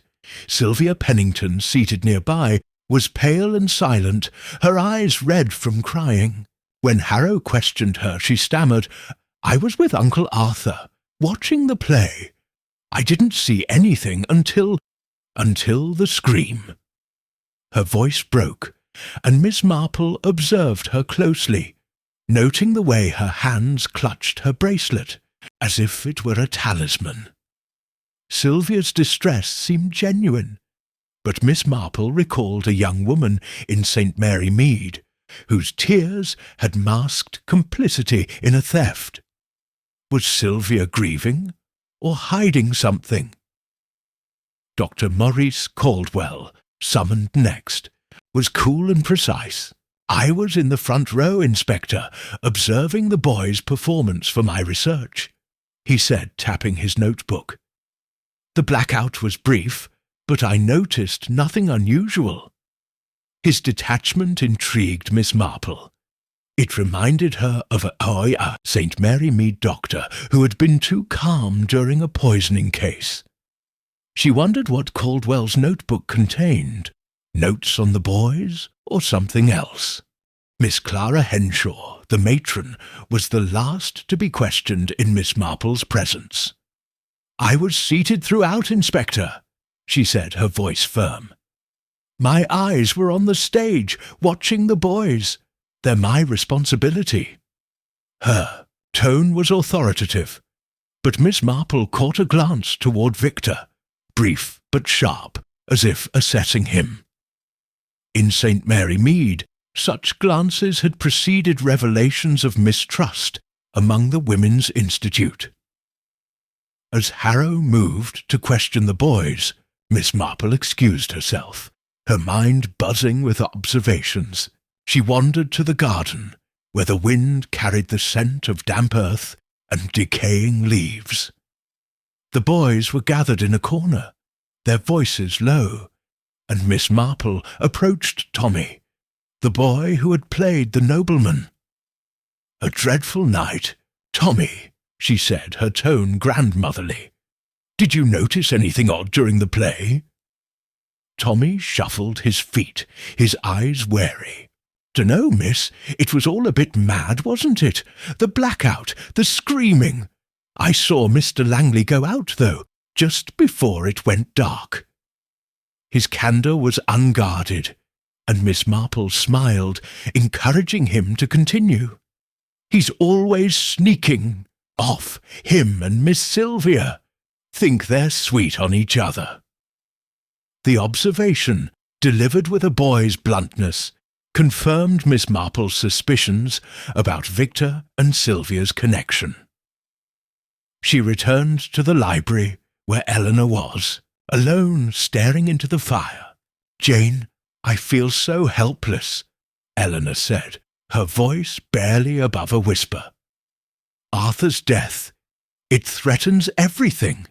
The donors, the reformatory's future." She trailed off, and Miss Marple nodded, her mind on the note with Victor's initials. Was Arthur's death tied to the reformatory's finances, as Eleanor's earlier comments had hinted? Opening her notebook, Miss Marple wrote, "Arthur's murder. Planned, not impulsive. Dagger sharpened, trapdoor used. Victor's absence. Alibi weak. Sylvia's bracelet. Gift from Victor. Tommy's observation. Victor and Sylvia's connection. Program note. Meeting or threat." She paused, then added, "Eleanor's fear. Financial ruin." The clues were scattered, like threads in a tapestry, but Miss Marple knew that with patience they would form a pattern. The murder, she sensed, was only the beginning, and Briarwood Hall held more secrets yet to be uncovered. Chapter 6. The Second Death. The morning after Arthur Pennington's murder at Briarwood Hall was cloaked in a mist that clung to the Devon hills, shrouding the estate in a ghostly veil. Miss Jane Marple, seated at a small writing desk in her guest room, her grey tweed skirt smoothed neatly over her knees, penned a few lines in her leather-bound notebook. The events of the previous night, the dagger in Arthur's chest, the blackout, the cryptic note marked VL, had set her mind alight with possibilities, each as delicate and intricate as the lace shawl draped over her shoulders. Her knitting lay untouched, a rare lapse, for her thoughts were wholly occupied with the puzzle of Briarwood. The reformatory, with its noble ideals and troubled undercurrents, was proving to be a stage for more than theatricals. Miss Marple's reflections were interrupted by a sharp knock at the door. It was the young maid, her face pale and her apron twisted in nervous hands. "Miss Marple, ma'am, Lady Eleanor begs you to come quick. It's Miss Henshaw. She's dead." The girl's voice broke, and Miss Marple rose at once, her calm demeanour belying the quickening of her pulse. A second death, so soon after the first, was no coincidence, she thought, recalling a St. Mary Mead incident where 2 thefts in a week had pointed to a single culprit. She followed the maid, her sensible shoes tapping softly on the polished floors, her mind already sifting through the implications. The scene awaited in Miss Clara Henshaw's office, a small room off the main corridor, its walls lined with filing cabinets and a single window overlooking the misty gardens. Clara lay slumped over her desk, her grey hair still neatly pinned, her hands resting on an open ledger. A teacup, its contents half spilled, sat beside her, the air heavy with the bitter almond scent of cyanide. Miss Marple, standing just inside the doorway, took in the details with a practised eye. The ledger's pages marked with red ink, a fountain pen uncapped, a single hairpin on the floor, as if dislodged in a moment of distress. The room was orderly, a reflection of Clara's meticulous nature, yet the scene spoke of sudden violent interruption. Lady Eleanor Winthrop stood nearby, her lavender dress crumpled from a sleepless night, her eyes wide with shock. "Jane, it's too dreadful," she whispered, clutching Miss Marple's arm. "First Arthur, now Clara. What is happening to us?" Her voice trembled, and Miss Marple patted her hand, her expression serene, but her mind alert. In St. Mary Mead, a second calamity at the Women's Institute had revealed a pattern of deceit. Here, she suspected, the pattern was far more sinister. Inspector Harrow arrived, his moustache bristling with frustration as he surveyed the scene. His young constable, visibly shaken, stood guard at the door, keeping the curious boys and staff at bay. "Cyanide, no doubt about it," Harrow muttered, sniffing the teacup. "Quick and deadly. Someone wanted her out of the way, and fast." He turned to Eleanor, his tone brusque. "Who was in and out of this office last night, Lady Winthrop? And what's this ledger she was working on?" Eleanor's hands fluttered, her face pale. "Clara often worked late, Inspector. She managed the boys' records, the supplies, the accounts. She was so particular. I saw her here yesterday evening before the play, but I don't know who else came by." Her voice faltered, and Miss Marple noted the strain, as if Eleanor feared implicating someone. She thought of Eleanor's earlier hesitation when speaking of Victor Langley, the financial adviser, and wondered if Clara's death was tied to the reformatory's finances. Miss Marple stepped closer to the desk, her eyes scanning the ledger. The open page showed columns of figures, with several entries circled in red ink. Discrepancies, perhaps, in the reformatory's budget. She recalled Clara's stern demeanour during the rehearsal, her sharp glance at Victor, and a comment she had overheard about irregularities. In St. Mary Mead, a church ledger marked in similar fashion had led to the discovery of embezzlement. Miss Marple made a mental note to examine the ledger more closely, if Harrow permitted. "May I look at the cup, Inspector?" Miss Marple asked, her voice mild. Harrow, though visibly irritated by her presence, handed her the teacup, wrapped in a cloth. She held it to the light, noting a faint residue on the rim, not unlike the tea stains she had once found on a poisoned cup at a St. Mary Mead tea party. The saucer beneath was clean, but a small smear of sugar on the desk suggested Clara had stirred her tea before drinking. "Curious," Miss Marple murmured. "The poison must have been added just before she drank. Someone she trusted, perhaps." Harrow grunted, unconvinced, and turned to question the staff, who had gathered in the corridor. Sir Reginald Winthrop, his face flushed with agitation, was the first to speak. "This is a disaster, Inspector. Clara was the backbone of this place. Who'd want to harm her?" His voice was loud, but Miss Marple detected a note of fear, as if he dreaded the answer. She recalled his fervour for the reformatory, his insistence on its success, and wondered if Clara's death threatened more than just operations. Dr. Maurice Caldwell, the psychologist, stood nearby, his spectacles reflecting the dim light. "Was in my study last night, reviewing notes," he said, his tone cool. "Clara was alive when I passed her office around 10, before the play. She seemed preoccupied, but that was her way. His detachment intrigued Miss Marple. It reminded her of a St. Mary Mead doctor who had been too composed during a crisis, later found to be hiding his own errors. She noted Caldwell's notebook, clutched tightly, and wondered if it held clues to more than the boys' psyches. Victor Langley, his sleek appearance marred by a sleepless night, offered a vague alibi.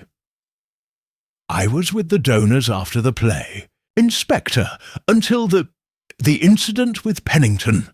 I didn't see Clara afterward." His voice was smooth, but Miss Marple caught the flicker of his eyes toward the ledger, as if it held something he feared.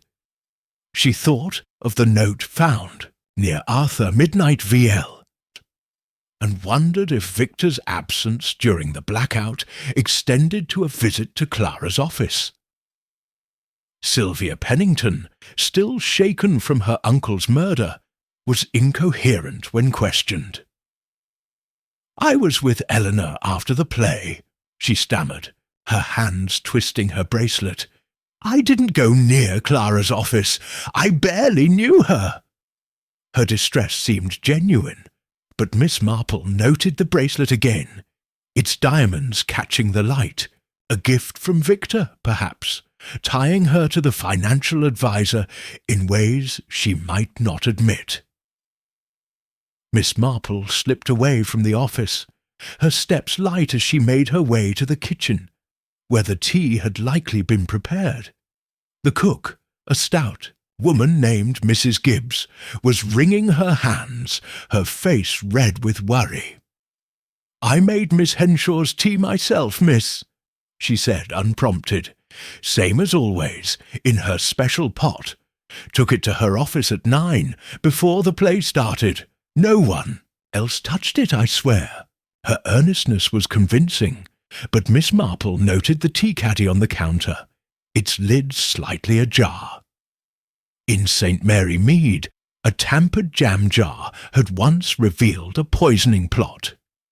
She asked to see the pot, and Mrs. Gibbs produced it, still unwashed. A faint residue lingered inside, and Miss Marple's keen nose detected no almond scent, suggesting the cyanide was added later, perhaps in the office. Returning to the corridor, Miss Marple overheard the boys whispering among themselves. Tommy, the lanky boy from the play, caught her eye and approached. "Miss, it's awful about Miss Henshaw," he said, his voice low. "She was strict, but fair, you know. Last night I saw her arguing with Mr. Langley near her office before the play. Something about money." His candour was unguarded, and Miss Marple smiled, encouraging him to continue. "Didn't hear much, but she sounded cross, like she'd caught him out."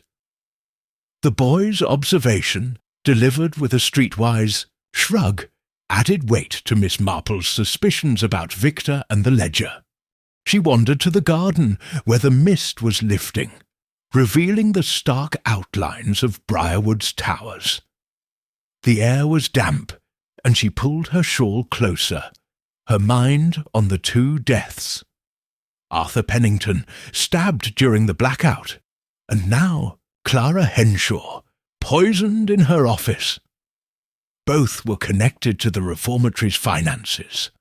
Arthur as a donor, Clara as the keeper of accounts. Miss Marple thought of a St. Mary Mead treasurer who had died unexpectedly, his death later tied to missing funds. The parallel was striking, and she suspected the killer was silencing those who knew too much. Back in the library, Miss Marple found Eleanor alone, staring at a photograph of Briarwood in its pre-reformatory days. "Jane, I can't bear it," Eleanor said, her voice breaking. "Clara was so loyal. She mentioned something yesterday about the accounts not adding up. I told her to speak to Reginald, but now—" her words trailed off. and Miss Marple noted the fear in her eyes, as if she dreaded the implications of Clara's discovery. "Eleanor, you must tell me everything," Miss Marple said, her tone gentle but firm. "Even the smallest detail may help." Eleanor nodded, but her silence suggested she was holding back, perhaps out of loyalty to her husband or fear of what she might uncover. Miss Marple thought of Victor's evasive manner, Sylvia's bracelet, and the ledger's red ink. The pieces were falling into place, but the picture was still incomplete. Inspector Harrow, meanwhile, was focused on the physical evidence.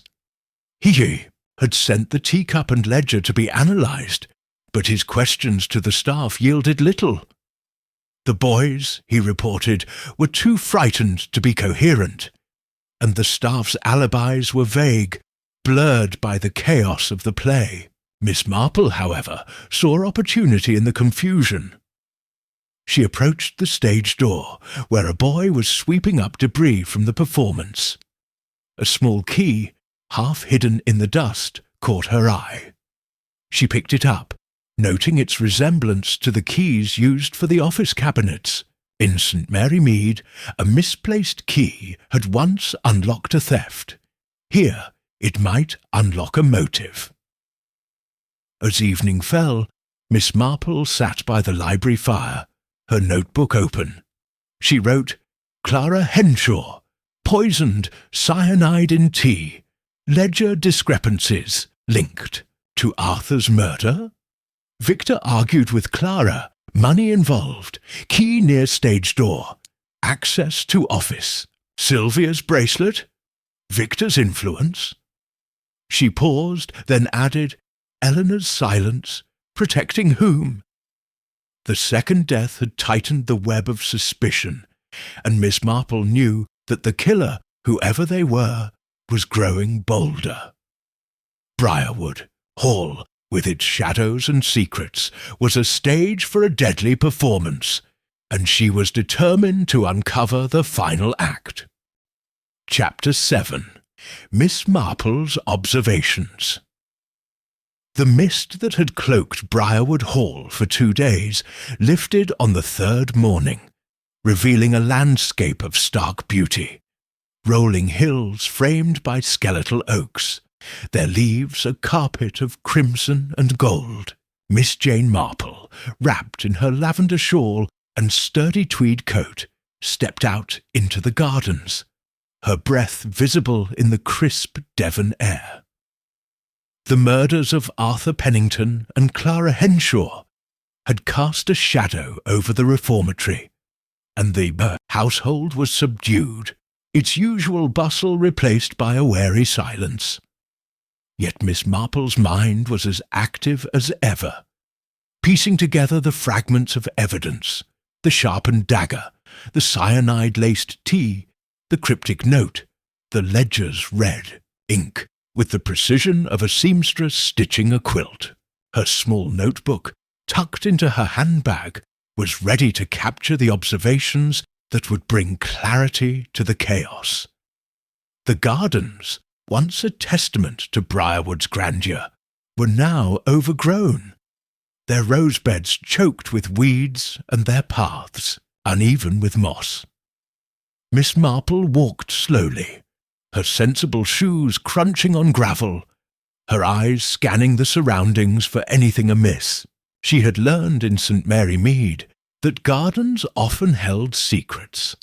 A trampled flower bed revealing a nighttime rendezvous, a discarded cigarette stub betraying a hidden meeting. Here she sought similar signs, for the murders suggested a killer who moved with purpose, perhaps using the estate's secluded corners to their advantage. Her first stop was the greenhouse, a glass structure half hidden by ivy, its panes fogged with condensation. Inside she found Tommy, the lanky boy who had played the nobleman in the shadowed vale. He was tending a row of wilting geraniums, his hands clumsy but earnest. Miss Marple, with her knack for putting people at ease, smiled warmly. "You have a green thumb, Tommy," she said, her voice gentle. "It's a fine thing to care for living things." Tommy blushed, wiping dirt from his hands. "Ain't much good at it, miss, but Miss Henshaw used to say it keeps us out of trouble." His face clouded at the mention of the matron, and Miss Marple noted the genuine sorrow in his eyes. Boys, she knew, were often more perceptive than adults gave them credit for, and Tommy's openness had already provided valuable insights. "Did Miss Henshaw spend much time here?" Miss Marple asked, her tone casual as she examined a cracked flower pot. She seemed a woman who noticed everything. Tommy nodded, his expression wary. "She was always poking about, miss. Said she liked the quiet. Couple of nights ago, before the play, I saw her here talking to Mr. Langley. Looked like they was arguing, but I didn't hear much. She was waving a bit of paper, though, like she was cross." He paused, then added, "Mr. Langley's always got secrets, if you ask me. Always sneaking off with that Miss Sylvia." Miss Marple's interest sharpened, though her face remained placid. The paper, she thought, might be linked to the ledger's discrepancies, or the note found near Arthur's body. In St. Mary Mead, a scrap of paper in a vicarage garden had once revealed a blackmail scheme. "Thank you, Tommy," she said, patting his arm. "You've a good eye. Keep tending those plants." As she left the greenhouse, she jotted in her mind, "Clara and Victor. Argument in greenhouse. Paper involved." Sylvia's connection deepening. Her next destination was the orchard, where a group of boys was clearing fallen apples under the watchful eye of a groundskeeper. The air was sharp with the scent of fermenting fruit, and Miss Marple paused to observe the boys' interactions. They worked with a mix of reluctance and camaraderie, their voices low but punctuated by occasional laughter. One boy, Eddie, the cocky lad who had played the adviser in the play, caught her eye. He was tossing apples into a basket with unnecessary force, his grin masking a tension she recognized from St. Mary Mead youths who knew more than they let on. Approaching him, Miss Marple adopted her grandmotherly air. "You were splendid in the play, Eddie," she said, her eyes twinkling. "Such a commanding presence. Did you enjoy the performance, despite what happened?" Eddie shrugged, his grin faltering. "It was a lark, miss, till it all went wrong. That blackout gave me the creeps. I was backstage, see, and I heard someone moving about near the trapdoor. Didn't see who, though. Too dark." His tone was casual, but Miss Marple caught the flicker of unease in his eyes, as if he regretted speaking. She thought of the trapdoor's faint creak during the performance, and the green thread she had found near it. In St. Mary Mead, a boy's offhand remark about a stranger in the woods had led to a poacher's arrest. "Thank you, Eddie," she said, her voice warm. "It's the little things that help us understand, isn't it?" As she moved away, she added to her mental notes, trapdoor movement during blackout, deliberate, Eddie's unease, saw something. The orchard led to a secluded path, bordered by yew hedges that wound towards the back of the hall. Miss Marple followed it, her steps careful on the uneven ground. The path, she noted, offered a discreet route from the gardens to the main building, passing near Clara's office window. A broken twig caught her eye, its fresh snap suggesting recent passage. She knelt, her knees protesting, and found a faint footprint in the soft earth, too large for a boy's. It was near a low gate, half hidden by ivy, that led to the service entrance. In St. Mary Mead, a similar path had been used by a thief to slip into the vicarage unnoticed. Here, it might have served a more sinister purpose. As she straightened, Miss Marple heard voices from the other side of the hedge. She recognized Victor Langley's smooth tones, tinged with urgency, and Sylvia, Pennington's softer, trembling voice. "You promised it would be simple," Sylvia said, her words barely audible. "Now Clara's gone, and I'm frightened, Victor." His reply was low, soothing, but Miss Marple caught the words, "Trust me, and no one will know." The kitchen exchange ended abruptly, and she heard footsteps retreating. She remained still, her heart steady despite the revelation. In St. Mary Mead, overheard whispers in a churchyard had exposed a secret affair. Here they hinted at complicity in something darker. Returning to the hall, Miss Marple sought out the library, where she hoped to find Eleanor. The room was empty, but a stack of papers on a side table drew her attention. Among them was a letter, half concealed by a book, addressed to Clara Henshaw in a bold, unfamiliar hand. Miss Marple, with a glance to ensure she was alone, slipped on her spectacles and read, "Miss Henshaw, your concerns are noted, but further inquiry risks exposure. Cease at once. A.P." The initials, she realized, matched Arthur Pennington's. The letter suggested he had known of Clara's suspicions, perhaps about the ledger's discrepancies, and had warned her against pursuing them.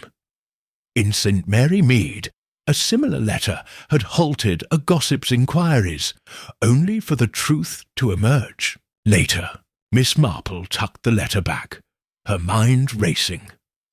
She found Eleanor in the drawing-room, her face pale as she arranged flowers in a vase, a task that seemed more about keeping her hands busy than beautifying the room. "Jane, you're always so calm," Eleanor said, her voice strained. "I can't stop thinking about Clara. She was so diligent, always checking the accounts. She mentioned something odd last week, sums that didn't add up. I thought it was just her thoroughness, but now—" Her voice broke, and Miss Marple noted the fear in her eyes, as if she dreaded the implications. "Wait, Eleanor, you must share everything," Miss Marple said gently. "Even the smallest worry may help." Eleanor nodded but said little more, her silence a wall Miss Marple recognized from St. Mary Mead, where loyalty often shielded the guilty. She thought of Victor's argument with Clara, Sylvia's frightened words, and the letter from Arthur. The pieces were aligning, but the motive remained elusive.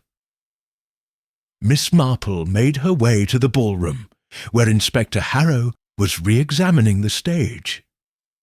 The trapdoor, now cordoned off, bore a fresh scratch, as if something heavy had been dragged across it. She recalled the green thread and the footprint in the garden, both pointing to movement in and out of the hall. Harrow, noticing her, frowned, but allowed her to linger. "Found anything, Miss Marple?" he asked, his tone grudging. "Only thoughts, Inspector," she replied, her voice mild. "But the trapdoor is most interesting. It could allow someone to move unseen, could it not?" Harrow grunted, unimpressed, but Miss Marple's mind was on Victor's absence during the blackout and his argument with Clara. She also noted a discarded cigarette butt near the stage door, its brand unfamiliar, perhaps a visitor's or a staff member's secret habit. As the day waned, Miss Marple joined the boys for tea in the dining hall, her presence calming their nervous chatter. She listened to their stories, her ears attuned to any hint of insight. One boy, a quiet lad named Peter, mentioned seeing a shadow near Clara's office window the night of the play, but he dismissed it as nerves. Miss Marple, however, thought of the garden path and the footprint. In St. Mary Mead, a child's observation of a ghost had led to a burglar's capture. Here, it might lead to a killer.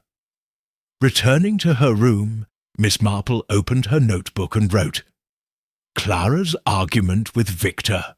Over money. Letter from Arthur, warning her off. Sylvia's fear. Complicity with Victor. Footprint and gate. Killers. Route. Trapdoor scratch. Used for murder. Shadow by office. Significant." She paused, then added, "Eleanor's silence. Fear of truth." The second death had tightened the web, and Miss Marple sensed the killer was close, their motives tied to the reformatory's secrets. Briarwood Hall, with its tangled gardens and hidden paths, was a labyrinth, but Miss Marple was determined to find its heart. Chapter 8. The Financial Puzzle.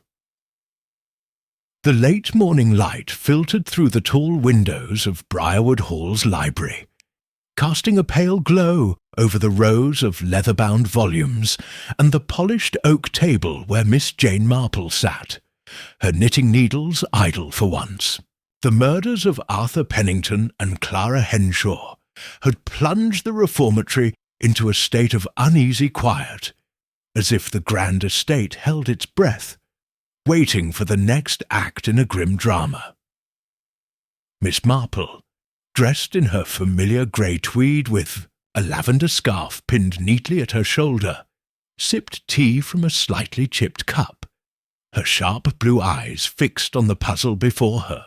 The dagger, the cyanide, the cryptic note, the ledger's red ink, the garden footprint, all were threads in a tapestry, and she sensed that the reformatory's finances were the loom on which they were woven. Her thoughts were interrupted by the soft creak of the library door, admitting Lady Eleanor Winthrop, whose delicate frame seemed to shrink further under the weight of recent events. Eleanor's lavender dress was immaculate, but her eyes were shadowed, her hands clutching a small embroidered purse as if it were a lifeline. "Jane, you're always so composed," she said, her voice trembling as she sank into a chair. "I don't know how you manage it. The police, the questions, the fear, it's all too much." Her words carried a plea, and Miss Marple, with her knack for seeing beneath polite facades, noted the strain that mirrored Mrs. Price's in St. Mary Mead when the church funds had vanished. "Eleanor, my dear," Miss Marple said, her tone soothing, "fear often clouds the truth, but clarity comes with time. You mentioned Clara's concerns about the accounts. Could you tell me more?" She asked the question lightly, as if discussing the weather, but her eyes were alert, watching for the smallest shift in Eleanor's expression. Eleanor hesitated, her fingers tightening on her purse. "Clara was always meticulous," she said, her voice low. "Last week she came to me, worried about some inconsistencies in the reformatory's books. Large sums, she said, didn't match the donations or expenses. I told her to speak to Reginald, but with the play preparations, I don't know if she did. And now she's gone, Jane, and I fear it's connected." Her voice broke, and Miss Marple patted her hand, her mind racing. In St. Mary Mead, a treasurer's sudden death had followed similar discoveries, and she suspected Briarwood's troubles ran deeper than mismanagement. "May I see the books, Eleanor?" Miss Marple asked, her voice gentle but firm. "Sometimes numbers tell stories people cannot." Eleanor nodded, her relief palpable, and promised to arrange access, though she warned that Victor Langley, the financial adviser, kept the records under lock and key. Miss Marple noted the mention of Victor, recalling his evasive manner and the note marked VL found near Arthur's body. A financial motive, she thought, was often the simplest explanation for murder, as it had been in St. Mary Mead when a grocer's death revealed a hidden debt. Leaving the library, Miss Marple made her way to the administrative wing, where Clara's office stood silent, its door still cordoned by Inspector Harrow's orders. The corridor was quiet, save for the distant clatter of the boys at their lessons, and Miss Marple paused to examine the lock on Clara's door. It was a sturdy brass affair, but the key she had found near the stage door fit perfectly, turning with a soft click. She did not enter. Harrow would disapprove. But the discovery confirmed her suspicion that the key was significant. In St. Mary Mead, a misplaced key had unlocked a vicarage theft. Here, it might unlock a motive. She continued to the reformatory's common room, where the boys were gathered for a break, their voices a mix of bravado and unease. Miss Marple, with her grandmotherly air, approached young Peter, the quiet boy who had mentioned a shadow near Clara's office window. He was sitting alone, sketching in a tattered notebook, his pencil moving with surprising skill. "That's a fine drawing, Peter," she said, peering at his sketch of the hall's towers. "You've a keen eye for detail. Did you notice anything else the night of the play, besides that shadow?" Peter looked up, his eyes wary but trusting. "Not much, miss," he said, his voice soft. "But I saw Mr. Langley near the office earlier that day, before the play. He was carrying a folder, looked like papers. Miss Henshaw was there too, and she didn't look happy. Said something about donors being misled. I didn't stay to listen." His candour was unguarded, and Miss Marple smiled, her mind on the ledger's red ink and Arthur's letter warning Clara to cease her inquiries. Peter's observation added weight to her theory that the murders were tied to financial deceit. "Thank you, Peter," she said, patting his shoulder. "You're a great help." As she moved away, she added to her mental notes, Victor with papers linked to ledger, Clara's accusation, donors misled. The reformatory's finances, she suspected, were a house of cards, and someone was desperate to keep it standing. Miss Marple's next stop was the dining hall, where she found Dr. Maurice Caldwell taking tea with a group of boys, his spectacles glinting as he listened to their chatter. His presence among them was calculated, she thought, a performance of empathy to mask his analytical nature. She approached, her manner disarming.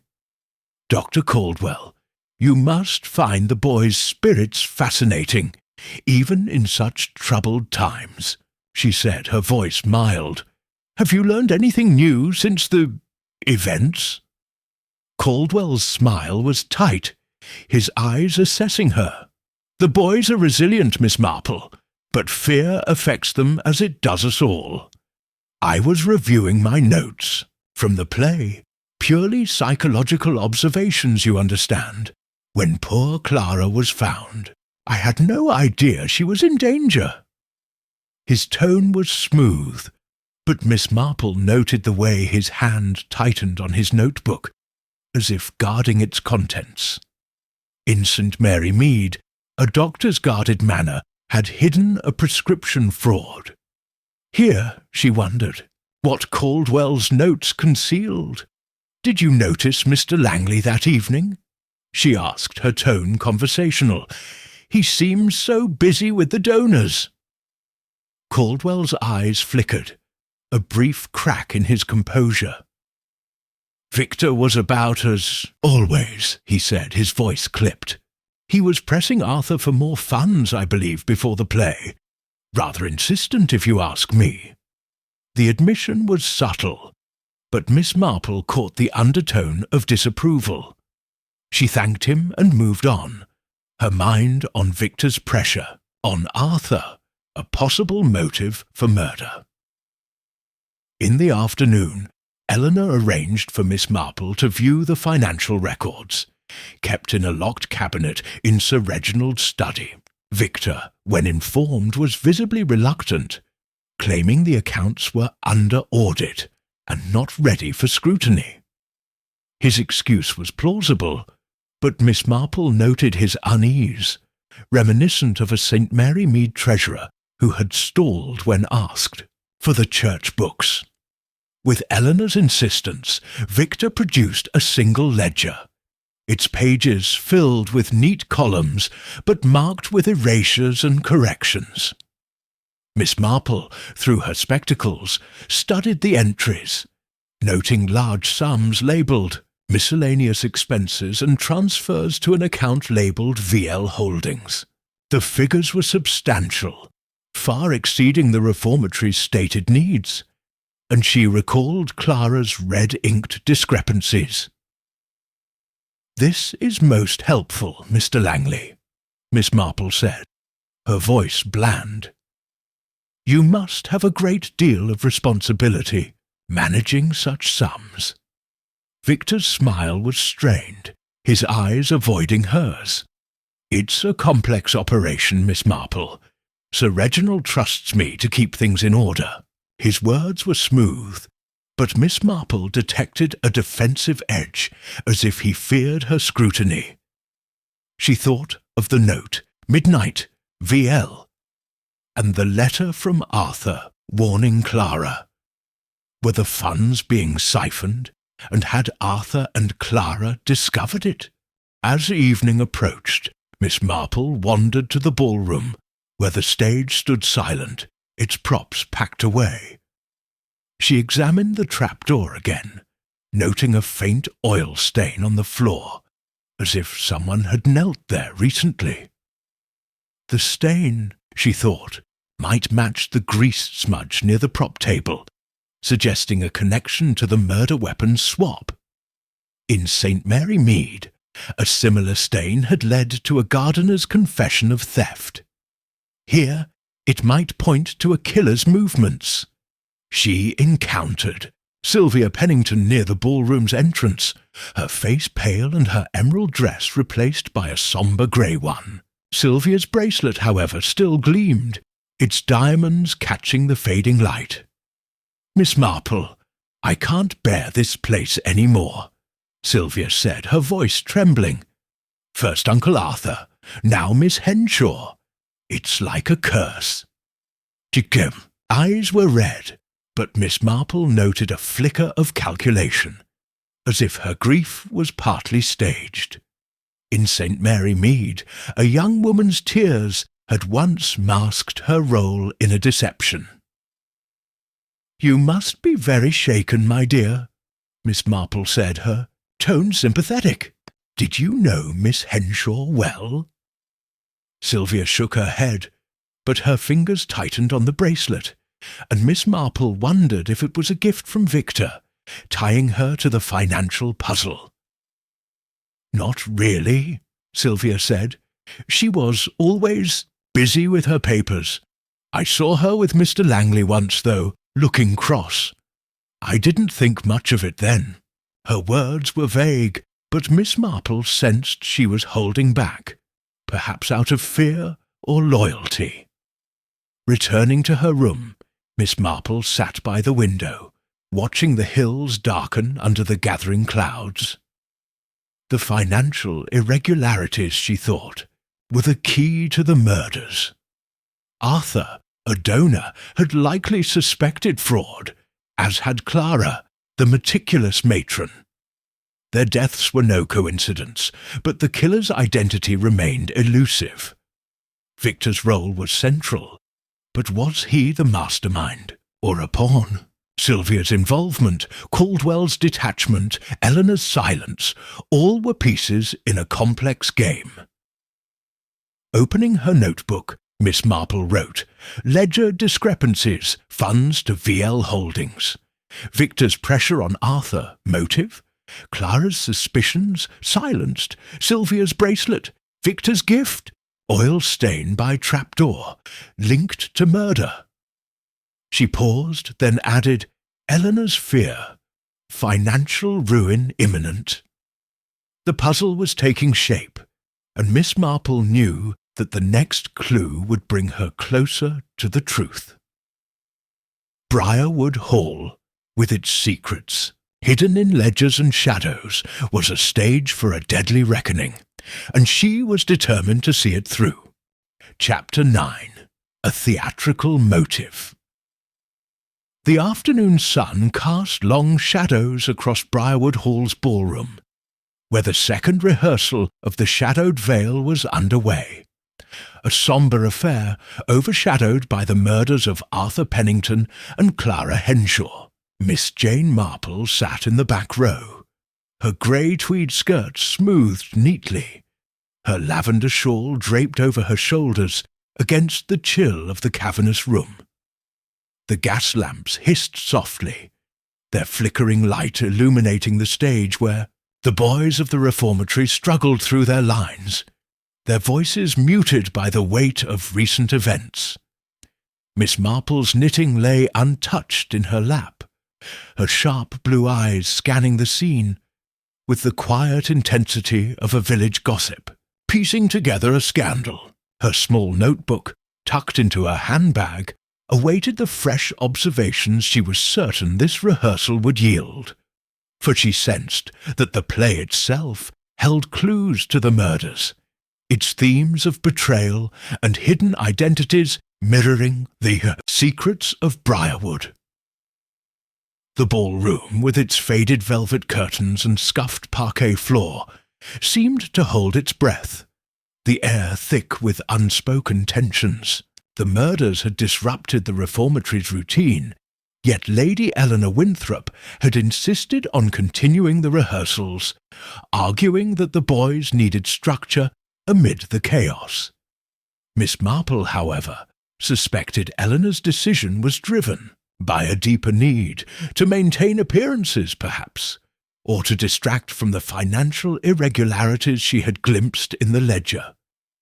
In St. Mary Mead, the Women's Institute had once pressed on with a fate after a theft, a facade that had crumbled. When the truth emerged, here, she thought, the play was a stage for more than fiction.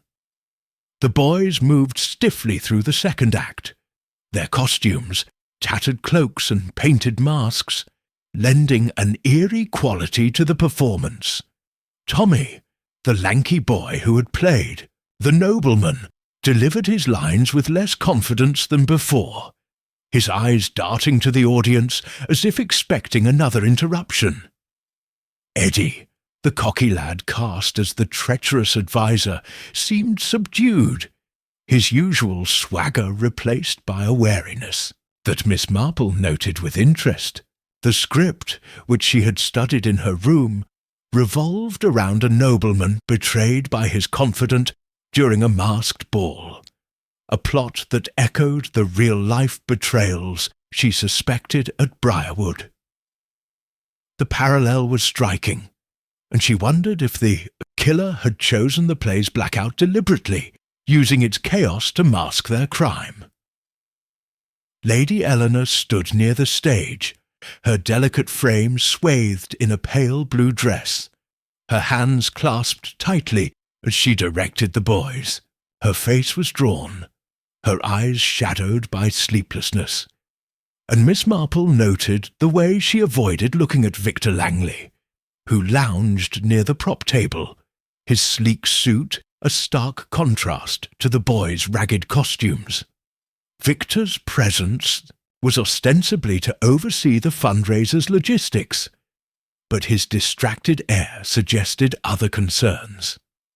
Miss Marple recalled his evasive answers about the ledger, the note marked VL, and his argument with Clara Henshaw, and she wondered if the play's themes of deceit had inspired his actions or someone else's. Dr. Maurice Caldwell, the psychologist, sat a few rows ahead, his notebook open as he scribbled observations, his spectacles glinting in the lamplight. His detachment intrigued Miss Marple. It reminded her of a St. Mary Mead schoolmaster who had watched a village feud unfold with clinical interest, later found to be manipulating events for his own gain. Caldwell's focus on the boys seemed excessive, and she wondered if his notes concealed more than psychological insights. She made a mental note to inquire about his research, sensing it might intersect with the reformatory's troubles. Sylvia Pennington, no longer in the emerald dress but a sombre grey one, was on stage, playing the heroine. Her performance was faltering, her lines delivered in a monotone, her hands twisting the hem of her costume.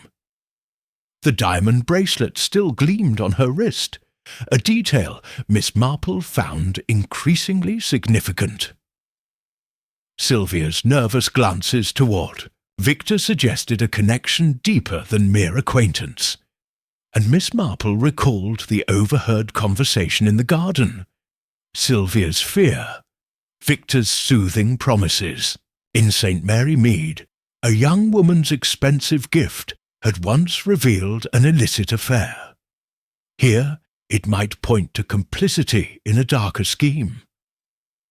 As the rehearsal reached the blackout scene, the moment Arthur had been stabbed, Miss Marple leaned forward, her eyes on the stage. The gas lamps dimmed and the trapdoor creaked faintly, a sound she had noted during the performance. The boys' movements were clumsy, their timing off, but she focused on the audience's reactions. Eleanor flinched at the blackout, her hands tightening. Victor shifted in his seat, his eyes darting to the stage door.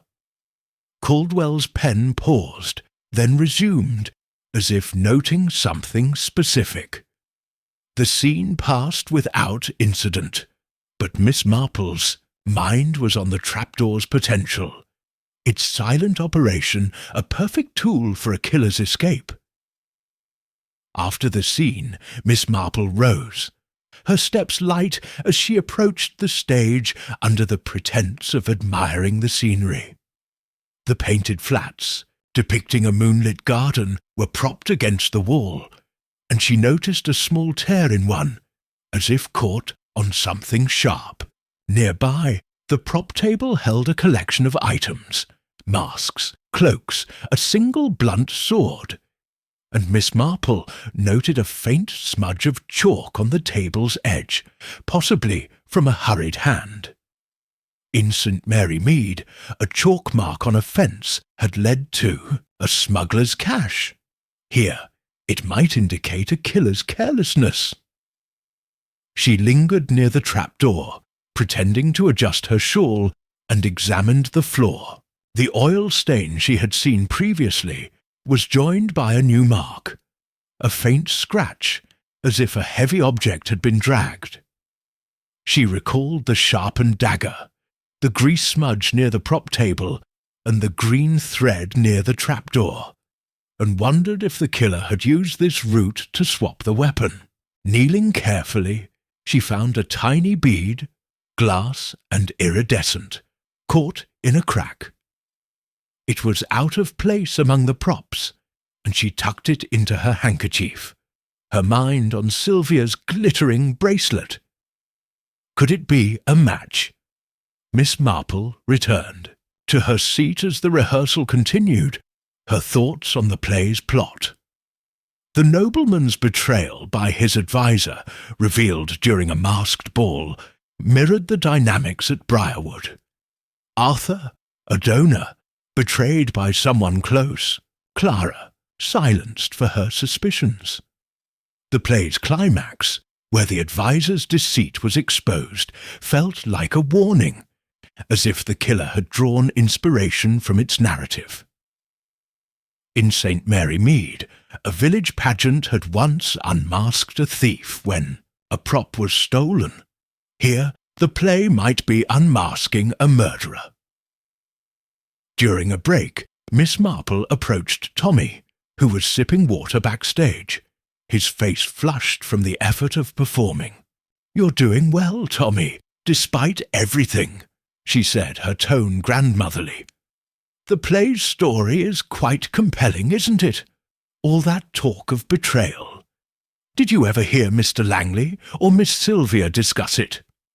Tommy shrugged, his eyes wary. "They talked a lot, miss, but not about the play. Saw 'em in the hall once, whispering about money, something about keeping it quiet." Miss Sylvia looked scared, like she didn't want to be there. His candour was unguarded, and Miss Marple smiled, her mind on Sylvia's garden conversation and the bracelet. Tommy's words suggested a secret tied to the reformatory's finances, perhaps the same one Clara had uncovered. As the rehearsal ended, Miss Marple wandered to the foyer, where a collection box for donations stood, its lock gleaming. She recalled Victor's claim that he was checking it during the blackout, an alibi she found flimsy. The box was heavy, unlikely to be moved, but she noticed a faint scratch on its surface, as if pried open. In St. Mary Mead, a tampered collection plate had revealed a churchwarden's theft. Here, it might point to Victor's motives. She made a mental note to ask Eleanor about the box's contents, suspecting they were less than reported. Returning to the ballroom, Miss Marple overheard a heated exchange near the stage door. It was Dr. Caldwell and Sir Reginald Winthrop, their voices low but intense. "You're pushing too hard, Maurice," Sir Reginald said, his face flushed. "The boys aren't your laboratory rats, and with these murders we can't afford more." "Scrutiny!" Caldwell's reply was sharp, his words clipped. "I'm doing my job, Reginald. The donors expect results, and I'm documenting progress. You'd do well to focus on your own affairs." The tension was palpable, and Miss Marple, unnoticed in the shadows, noted Caldwell's defensiveness. Was his research a cover for something else? She approached Eleanor, who was tidying scripts, her hands trembling. "Eleanor, the play is quite revealing, isn't it?" Miss Marple said, her tone light. "All those secrets and betrayals. Do you think it resonates with anyone here?" Eleanor's eyes widened, her fingers pausing. "I hadn't thought of it that way, Jane," she said, her voice unsteady. "But the boys, they feel it, I think. And Victor, he was keen on the play, said it would draw donors. Perhaps too keen." Her hesitation confirmed Miss Marple's suspicions that the play's themes were not coincidental. As evening fell, Miss Marple retired to her room, her mind buzzing with observations. She opened her notebook and wrote, "Play's betrayal theme, mirrors murders, trapdoor scratch, chalk smudge, killer's movements, glass bead, Sylvia's bracelet, donation box scratch, tampered. Caldwell's argument with Reginald, hidden, agenda?" She paused, then added, "Eleanor's unease plays role in motive." The theatrical performance, she realized, was more than a fundraiser. It was a mirror to Briarwood's secrets, and the killer had used its shadows to strike. Miss Marple closed her notebook, her resolve firm. The stage was set, and she was determined to unmask the player behind the curtain. Chapter 10. The Trapdoor Clue. The fourth day at Briarwood Hall dawned with a restless wind that rattled the windows and stirred the fallen leaves into restless spirals across the lawns. Miss Jane Marple, seated at a small mahogany table in her guest room, adjusted her lavender shawl and sipped tea from a delicate, if slightly worn, porcelain cup. The murders of Arthur Pennington and Clara Henshaw had woven a web of suspicion around the reformatory, and Miss Marple's mind was alight with the threads she had gathered. The sharpened dagger, the cyanide-laced tea, the ledger's discrepancies, the cryptic note, the garden footprint, the glass bead. Yet it was the stage trapdoor, with its silent mechanism and telltale marks, that now held her attention, for she sensed it was the pivot on which the murders turned. Her small leather notebook lay open, ready to capture the day's observations, as her knitting needles rested untouched, a rare sign of her complete absorption in the mystery. The ballroom, where the shadowed veil had been performed, was now a focal point of Inspector Harrow's investigation, its stage cordoned off with tape that fluttered in the draughty air. Miss Marple, dressed in her sensible grey tweed, made her way there after breakfast, her steps light but purposeful. The room was quieter than it had been during the rehearsals, the gas lamps dimmed, the velvet curtains drawn to reveal the stark reality of the crime scene.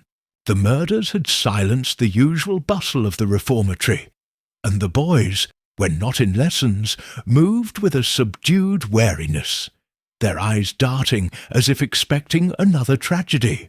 Miss Marple, with her knack for seeing parallels in St. Mary Mead, recalled a village fete disrupted by a theft, where the quiet aftermath had revealed more than the event itself. Here, she suspected, the stillness would yield its own secrets. She approached the stage, her eyes on the trapdoor, which had drawn her interest since the night of Arthur's murder.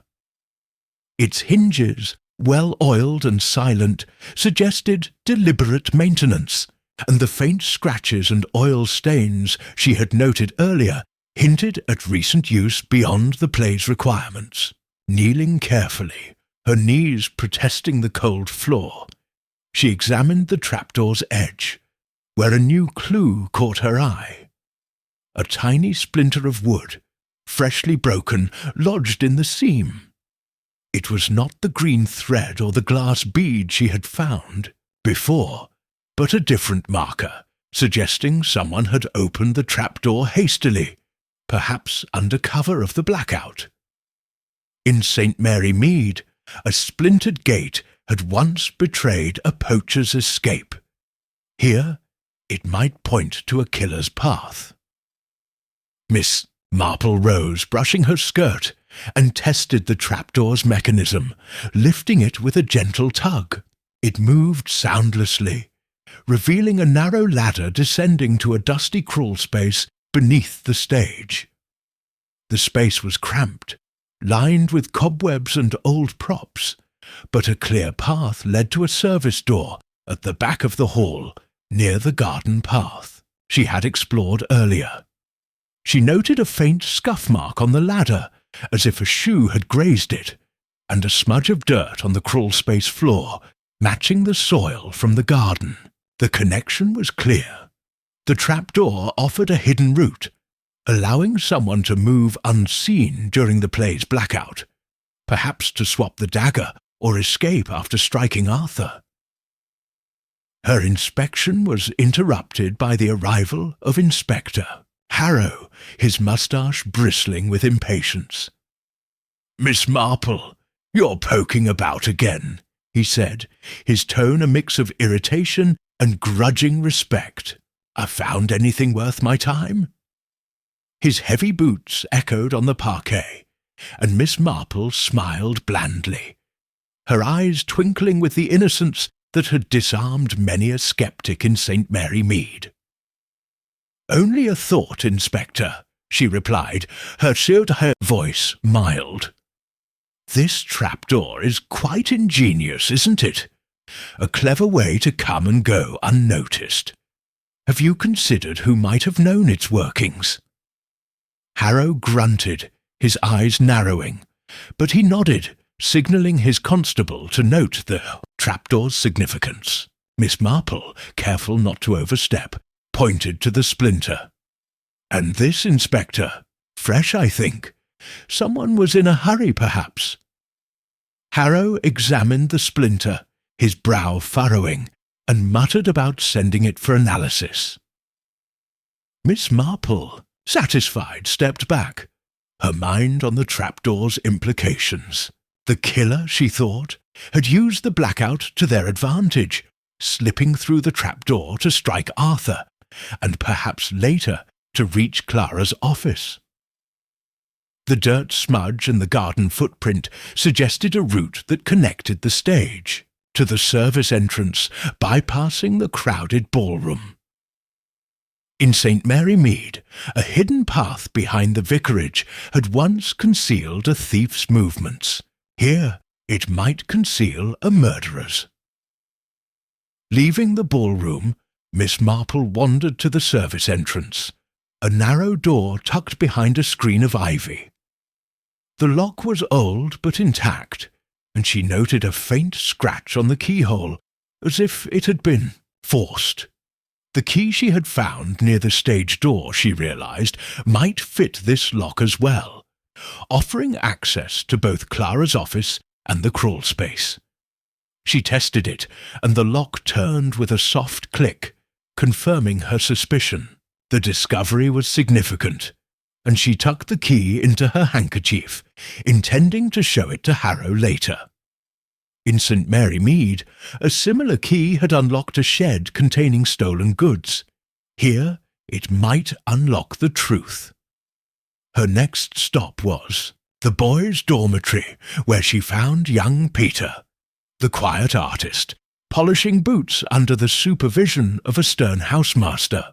Miss Marple, with her grandmotherly air, approached him, her smile disarming. "Peter, you're very diligent," she said, noting his careful work. "You mentioned a shadow near Miss Henshaw's office the night of the play.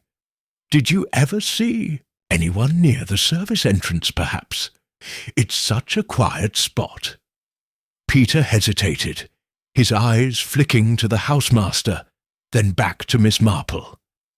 "I shouldn't say, miss, but I did see someone that same night, before the play started, near that ivy door by the garden. Looked like Mr. Langley, but it was dark, and I wasn't sure. He was carrying something, maybe a bag." His voice was low, and Miss Marple nodded encouragingly, her mind on Victor Langley's weak alibi and his argument with Clara. Peter's observation, like Tommy's earlier, was a thread in the tapestry, and she thanked him warmly, promising to keep his confidence. As she left the dormitory, Miss Marple encountered Lady Eleanor Winthrop in the corridor, her face pale and her hands twisting a silk scarf. "Jane, you're always so busy," Eleanor said, her voice strained. "The boys are so unsettled, and Reginald is beside himself. The donors are threatening to withdraw, and with Clara gone," she trailed off, and Miss Marple noted the fear in her eyes, reminiscent of a St. Mary Mead widow who had dreaded financial ruin after a scandal. "Eleanor, the truth will steady things," Miss Marple said gently. "Did Clara ever mention the service entrance or the trapdoor? She was so observant, wasn't she?" Eleanor shook her head, but her hesitation suggested she knew more than she said. Miss Marple thought of the ledger's discrepancies and the letter from Arthur warning Clara, and wondered if Eleanor was protecting someone, perhaps her husband. In the afternoon, Miss Marple sought out Dr. Maurice Caldwell, finding him in his study, a cluttered room filled with books on psychology and stacks of papers. His spectacles gleamed as he looked up, his expression guarded. "Miss Marple, you're persistent," he said, his tone dry, still unravelling our little tragedy. His detachment was familiar, and Miss Marple recalled a St. Mary Mead scholar whose aloofness had hidden a gambling debt. "I'm only curious, Dr. Caldwell," she replied, her voice mild. "The trapdoor in the ballroom, such a clever device. Did you ever notice it being used, perhaps by someone other than the boys?"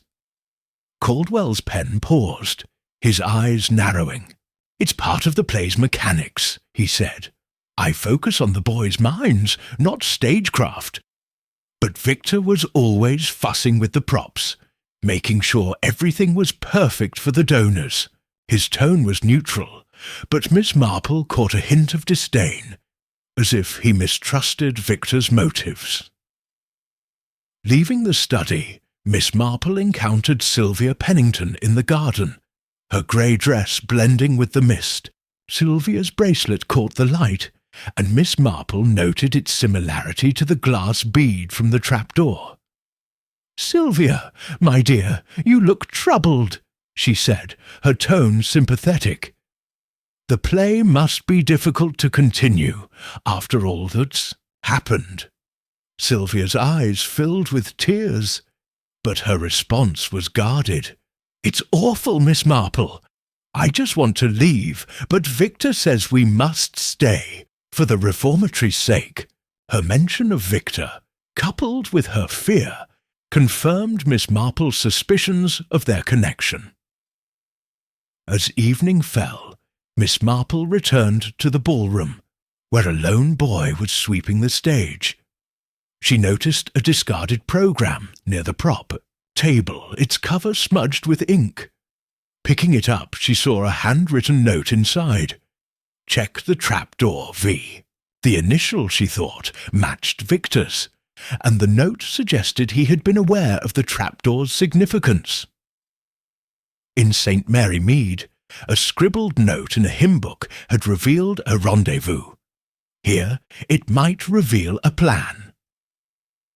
Sitting by her window, Miss Marple opened her notebook and wrote, "Trapdoor splinter, dirt smudge, killer's route confirmed, service entrance key, access to office, Victor near ivy door, carrying bag, Sylvia's bracelet, matches bead, note in programme, Victor's instructions." She paused, then added, "Caldwell's disdain, knows more. Eleanor's silence, protecting whom?" The trapdoor clue had tightened the web, and Miss Marple sensed the killer's identity was close, hidden in the shadows of Briarwood stage. She closed her notebook, her resolve firm, ready to uncover the final piece of the puzzle. Chapter 11. The Embezzlement Revealed. The fifth day at Briarwood Hall unfolded under a sky bruised with storm clouds, the air heavy with the promise of rain. Miss Jane Marple sat in the quiet of the library, her lavender shawl draped over her shoulders, a cup of tea cooling on the table before her. The murders of Arthur Pennington and Clara Henshaw had cast a pall over the reformatory, and the household moved with the cautious tread of those expecting further calamity. Yet Miss Marple's mind was a beacon of clarity, sifting through the clues she had gathered: the sharpened dagger, the cyanide-laced tea, the trapdoor's splinter, the service entrance key, the glass bead, the ink-smudged note. Her small leather notebook, tucked into her handbag, bore the weight of her observations, but it was the reformatory's financial records, glimpsed briefly in Sir Reginald's study, that now held her focus. She sensed that the ledger's secrets were the key to the murders, and she resolved to examine them in secret, for the truth, she knew, often lay hidden in the columns of numbers. The library, with its high shelves and scent of old leather, was a haven from the tension that permeated Briarwood. Miss Marple's knitting needles lay idle, a rare lapse as she reviewed her plan. Lady Eleanor Winthrop had promised access to the financial records, but Victor Langley's reluctance, his claim that they were under audit, had raised her suspicions. In St. Mary Mead, a treasurer's similar excuse had preceded the discovery of missing church funds, and Miss Marple was determined to uncover what Victor was hiding. She recalled the ledger's suspicious entries, marked VL Holdings, and Clara's red-inked discrepancies, which had likely cost her life. The murders, she thought, were not acts of passion, but of calculation, designed to silence those who threatened a financial scheme.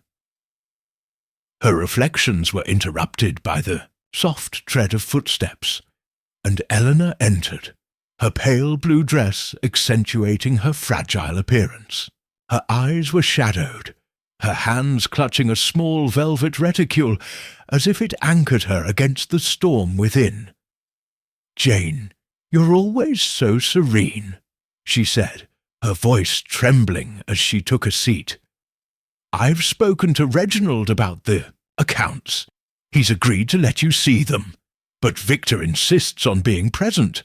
I don't understand why he's so protective." Her hesitation was telling, and Miss Marple noted the fear in her eyes, reminiscent of a St. Mary Mead widow who had dreaded exposing her husband's debts. "Eleanor, you've done well," Miss Marple said, her tone soothing. "But I wonder if we might look at the records privately, just you and I. Sometimes a quiet glance reveals more than a formal review." She spoke lightly, as if suggesting a stroll, but her eyes were sharp, watching Eleanor's reaction. Eleanor's fingers tightened on her reticule, and after a moment she nodded, her relief tinged with apprehension. "I'll arrange it tonight, Jane, when Victor's occupied with the donors. But please, be careful. I feel something's terribly wrong."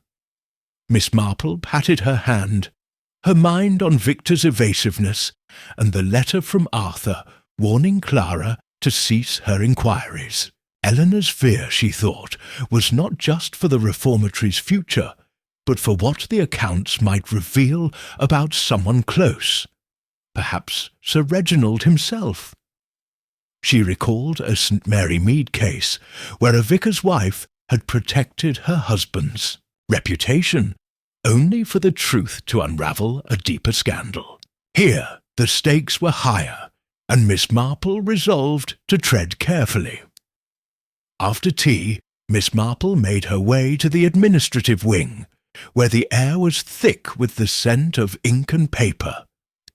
She paused outside Sir Reginald's study, its door ajar, and glimpsed Victor inside, sorting papers with a hurried air.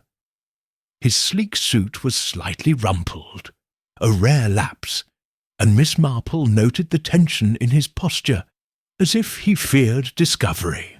She slipped past unnoticed, her steps silent on the carpet, and continued to the boys' common room, where she hoped to glean more from the reformatory's young residents. The common room was a lively contrast to the sombre corridors, filled with the chatter of boys playing cards or reading tattered magazines. Miss Marple, with her grandmotherly air, approached young Eddie, the cocky lad who had played the adviser in The Shadowed Vale. He was shuffling a deck with practised ease, his grin masking the unease she had seen during the rehearsal. "Eddie, you're quite the card sharp," she said, her eyes twinkling. "You must see a great deal moving about the hall. Did you ever notice Mr. Langley with any unusual papers, perhaps in the study?" Eddie's grin faltered, his hands pausing. "Dunno, miss," he said, his voice cautious, "but I did see him once, late at night, coming out of Sir Reginald's study with a big folder. Looked like he didn't want to be seen, kept checking over his shoulder. This was before the play, mind. His candour was unguarded, and Miss Marple smiled, her mind on the folder Peter had mentioned Victor carrying near Clara's office. In St. Mary Mead, a boy's observation of a stranger with a sack had led to a poacher's arrest. Here, it might point to a thief of a different kind. "Thank you, Eddie," she said, patting his arm. "You're a sharp one." As she left, she added to her mental notes, "Victor with folder in study, financial documents, secretive behaviour, hiding what?" That evening, as the household gathered for a subdued dinner, Miss Marple excused herself early, citing fatigue. Instead, she met Eleanor in the dimly lit corridor outside Sir Reginald's study, where the door was unlocked as promised. Eleanor's hands trembled as she produced a key to the filing cabinet, her eyes darting to the shadows. "Reginald's, with the donors, and Victor's with them," she whispered. "We haven't much time." Miss Marple nodded, her calm demeanour steadying her friend, and they slipped inside, closing the door softly behind them. The study was a masculine space, its walls lined with hunting prints and a massive desk cluttered with papers. The filing cabinet, a heavy oak affair, stood in a corner, its lock gleaming in the lamplight. Eleanor opened it, revealing a stack of ledgers, their spines worn but meticulously labelled. Miss Marple, through her spectacles, selected the most recent, its pages dense with figures. She sat at the desk, her fingers tracing the columns, her mind alert to the patterns that had eluded others. The entries were complex, but her experience with St. Mary Mead's church accounts had taught her to spot irregularities. The ledger revealed a troubling picture. Large sums labelled as operational costs had been transferred to an account marked VL Holdings, the same she had seen before. These transfers, often in the thousands, far exceeded the reformatory's stated expenses, and several coincided with Arthur Pennington's donations. Cross-referencing the dates, Miss Marple found erasures and corrections, as if someone had altered the records to conceal the truth. A separate sheet, tucked inside the ledger's cover, listed offshore accounts with cryptic codes, one bearing Victor's initials. The evidence was damning, and Miss Marple thought of Clara's red-inked notes and Arthur's letter warning her off. Both had suspected embezzlement, and both had paid with their lives. "Eleanor, this is serious," Miss Marple said, her voice low. "These sums don't add up. Someone has been diverting funds, and I fear it's tied to the murders." Eleanor's face paled, her hands trembling as she clutched the desk. "I suspected something was wrong," she whispered. "Clara hinted at it, but I hoped it was a mistake. Oh, Jane, what have we done?" Her distress was genuine, and Miss Marple noted the guilt in her eyes, as if she blamed herself for not acting sooner. Before they could continue, footsteps echoed in the corridor, and Miss Marple quickly closed the ledger, returning it to the cabinet. Eleanor locked it, her hands shaking, and they slipped out just as Victor Langley appeared, his eyes narrowing at their presence. "Lady Eleanor, Miss Marple," he said, his voice smooth but edged with suspicion. "What brings you here so late?" His gaze lingered on the study door, and Miss Marple smiled blandly, her heart steady despite the tension. "Just a chat, Mr. Langley," she said, her tone mild. "Eleanor was showing me some of Briarwood's history. Such a fascinating place." Victor's smile was tight, his eyes assessing, and Miss Marple noted the way his hand rested on his jacket pocket, as if guarding something. In St. Mary Mead, a similar gesture had betrayed a shopkeeper hiding stolen goods. Here, it might conceal a document or worse. As they parted, Miss Marple wandered to the garden, where the wind carried the scent of damp earth. She paused by the service entrance, recalling the scratched keyhole and the footprint nearby. The ledgers. Evidence pointed to Victor as the embezzler, but she wondered if he acted alone. Sylvia Pennington's bracelet, possibly funded by stolen funds, suggested her involvement, but her fear hinted at coercion. Dr. Maurice Caldwell's detachment and Sir Reginald's agitation raised further questions. In St. Mary Mead, a village, Treasurer's accomplice had been unmasked by a single receipt.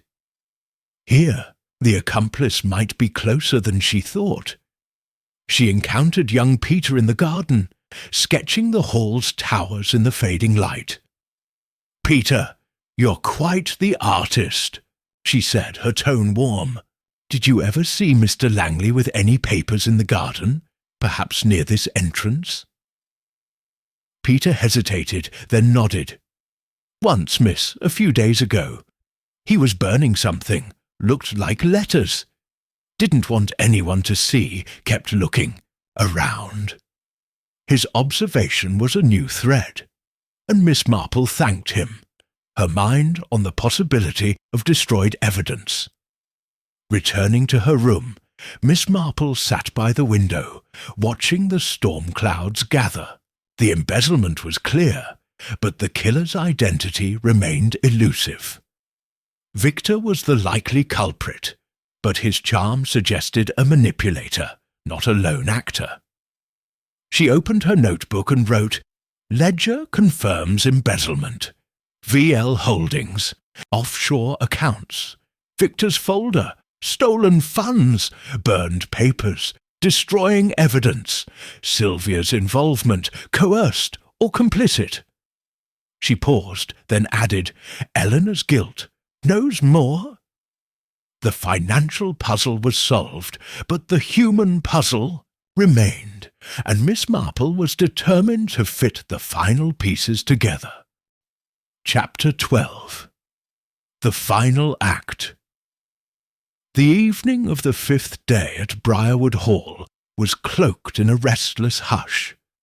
The storm clouds that had loomed all day now breaking into a soft drizzle that pattered against the windows. Miss Jane Marple stood in the grand ballroom, where the ill-fated performance of the Shadowed Veil had set the stage for murder. The room was dimly lit, the gas lamps casting a golden glow over the velvet curtains and scuffed parquet floor. But the air was heavy with anticipation. The murders of Arthur Pennington and Clara Henshaw had woven a tapestry of suspicion, and Miss Marple, with her lavender shawl draped over her grey tweed, was ready to unravel it. Her small leather notebook, filled with observations from the past days, remained in her handbag, its pages a silent testament to her diligence.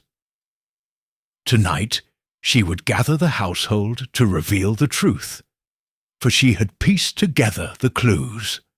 The dagger, the cyanide, the trapdoor, the ledger, the glass bead, and the killer's identity was clear. Miss Marple had requested the assembly through Lady Eleanor Winthrop, whose fragile demeanour had hardened with resolve, as if she sensed the end of the ordeal. The household gathered reluctantly, their faces a mix of fear, curiosity, and defiance. Sir Reginald Winthrop stood by the stage, his ruddy face flushed with agitation, his dinner jacket slightly askew. Eleanor hovered near him, her pale blue dress a stark contrast to her shadowed eyes. Victor Langley, the financial adviser, leaned against a pillar, his sleek suit immaculate, but his smile strained, as if he sensed the noose tightening. Sylvia Pennington sat in the front row, her grey dress sombre, her diamond bracelet catching, the lamplight, her hands twisting nervously. Dr. Maurice Caldwell, the psychologist, occupied a chair to the side, his spectacles glinting as he clutched his notebook, his expression unreadable. Inspector Harrow, his moustache bristling, stood near the door with his constable, his gruff presence a reminder of the law's weight. The boys, excused from the gathering, were in their dormitory, but their absence did not lessen the tension. Miss Marple stepped forward, her slight figure commanding the room with a quiet authority that belied her age. "Thank you for coming," she said, her voice gentle but firm, her blue eyes sweeping the assembly. Briarwood Hall has seen great tragedy. 2 lives lost, a noble cause threatened, but the truth, like a thread in a tapestry, can be followed to its source. Tonight we shall follow it. Her words echoed in the silent ballroom, and she noted the way Victor's hand twitched, Sylvia's eyes widened, and Sir Reginald's face paled. In St. Mary Mead, such gatherings had unmasked petty thieves. Here they would unmask a murderer. She began with Arthur Pennington's death, her tone measured. Mr. Pennington was stabbed during the blackout of the Shadowed Vale, a moment of chaos that was no accident. The dagger, a prop sharpened for murder, was swapped through the trapdoor, which I found bore a splinter and a dirt smudge, signs of hurried use. The killer knew the play's routine, using the darkness to strike. She paused, her eyes on Victor, who shifted uncomfortably. A note found near Arthur, marked Midnight VL, suggested a meeting, but I believe it was planted to mislead us. Arthur, a donor, had begun to suspect financial irregularities, as had Clara Henshaw, whose ledger marked discrepancies in red ink. Eleanor gasped softly, her hands clutching her scarf, and Miss Marple continued, her voice steady. Clara was poisoned with cyanide in her tea, a swift act to silence her. Her office, accessible by a key I found near the stage door, showed signs of a struggle. A hairpin on the floor, a smudge of sugar on the desk. She had argued with someone about money, as young Tommy overheard, and a letter from Arthur warned her to stop her inquiries.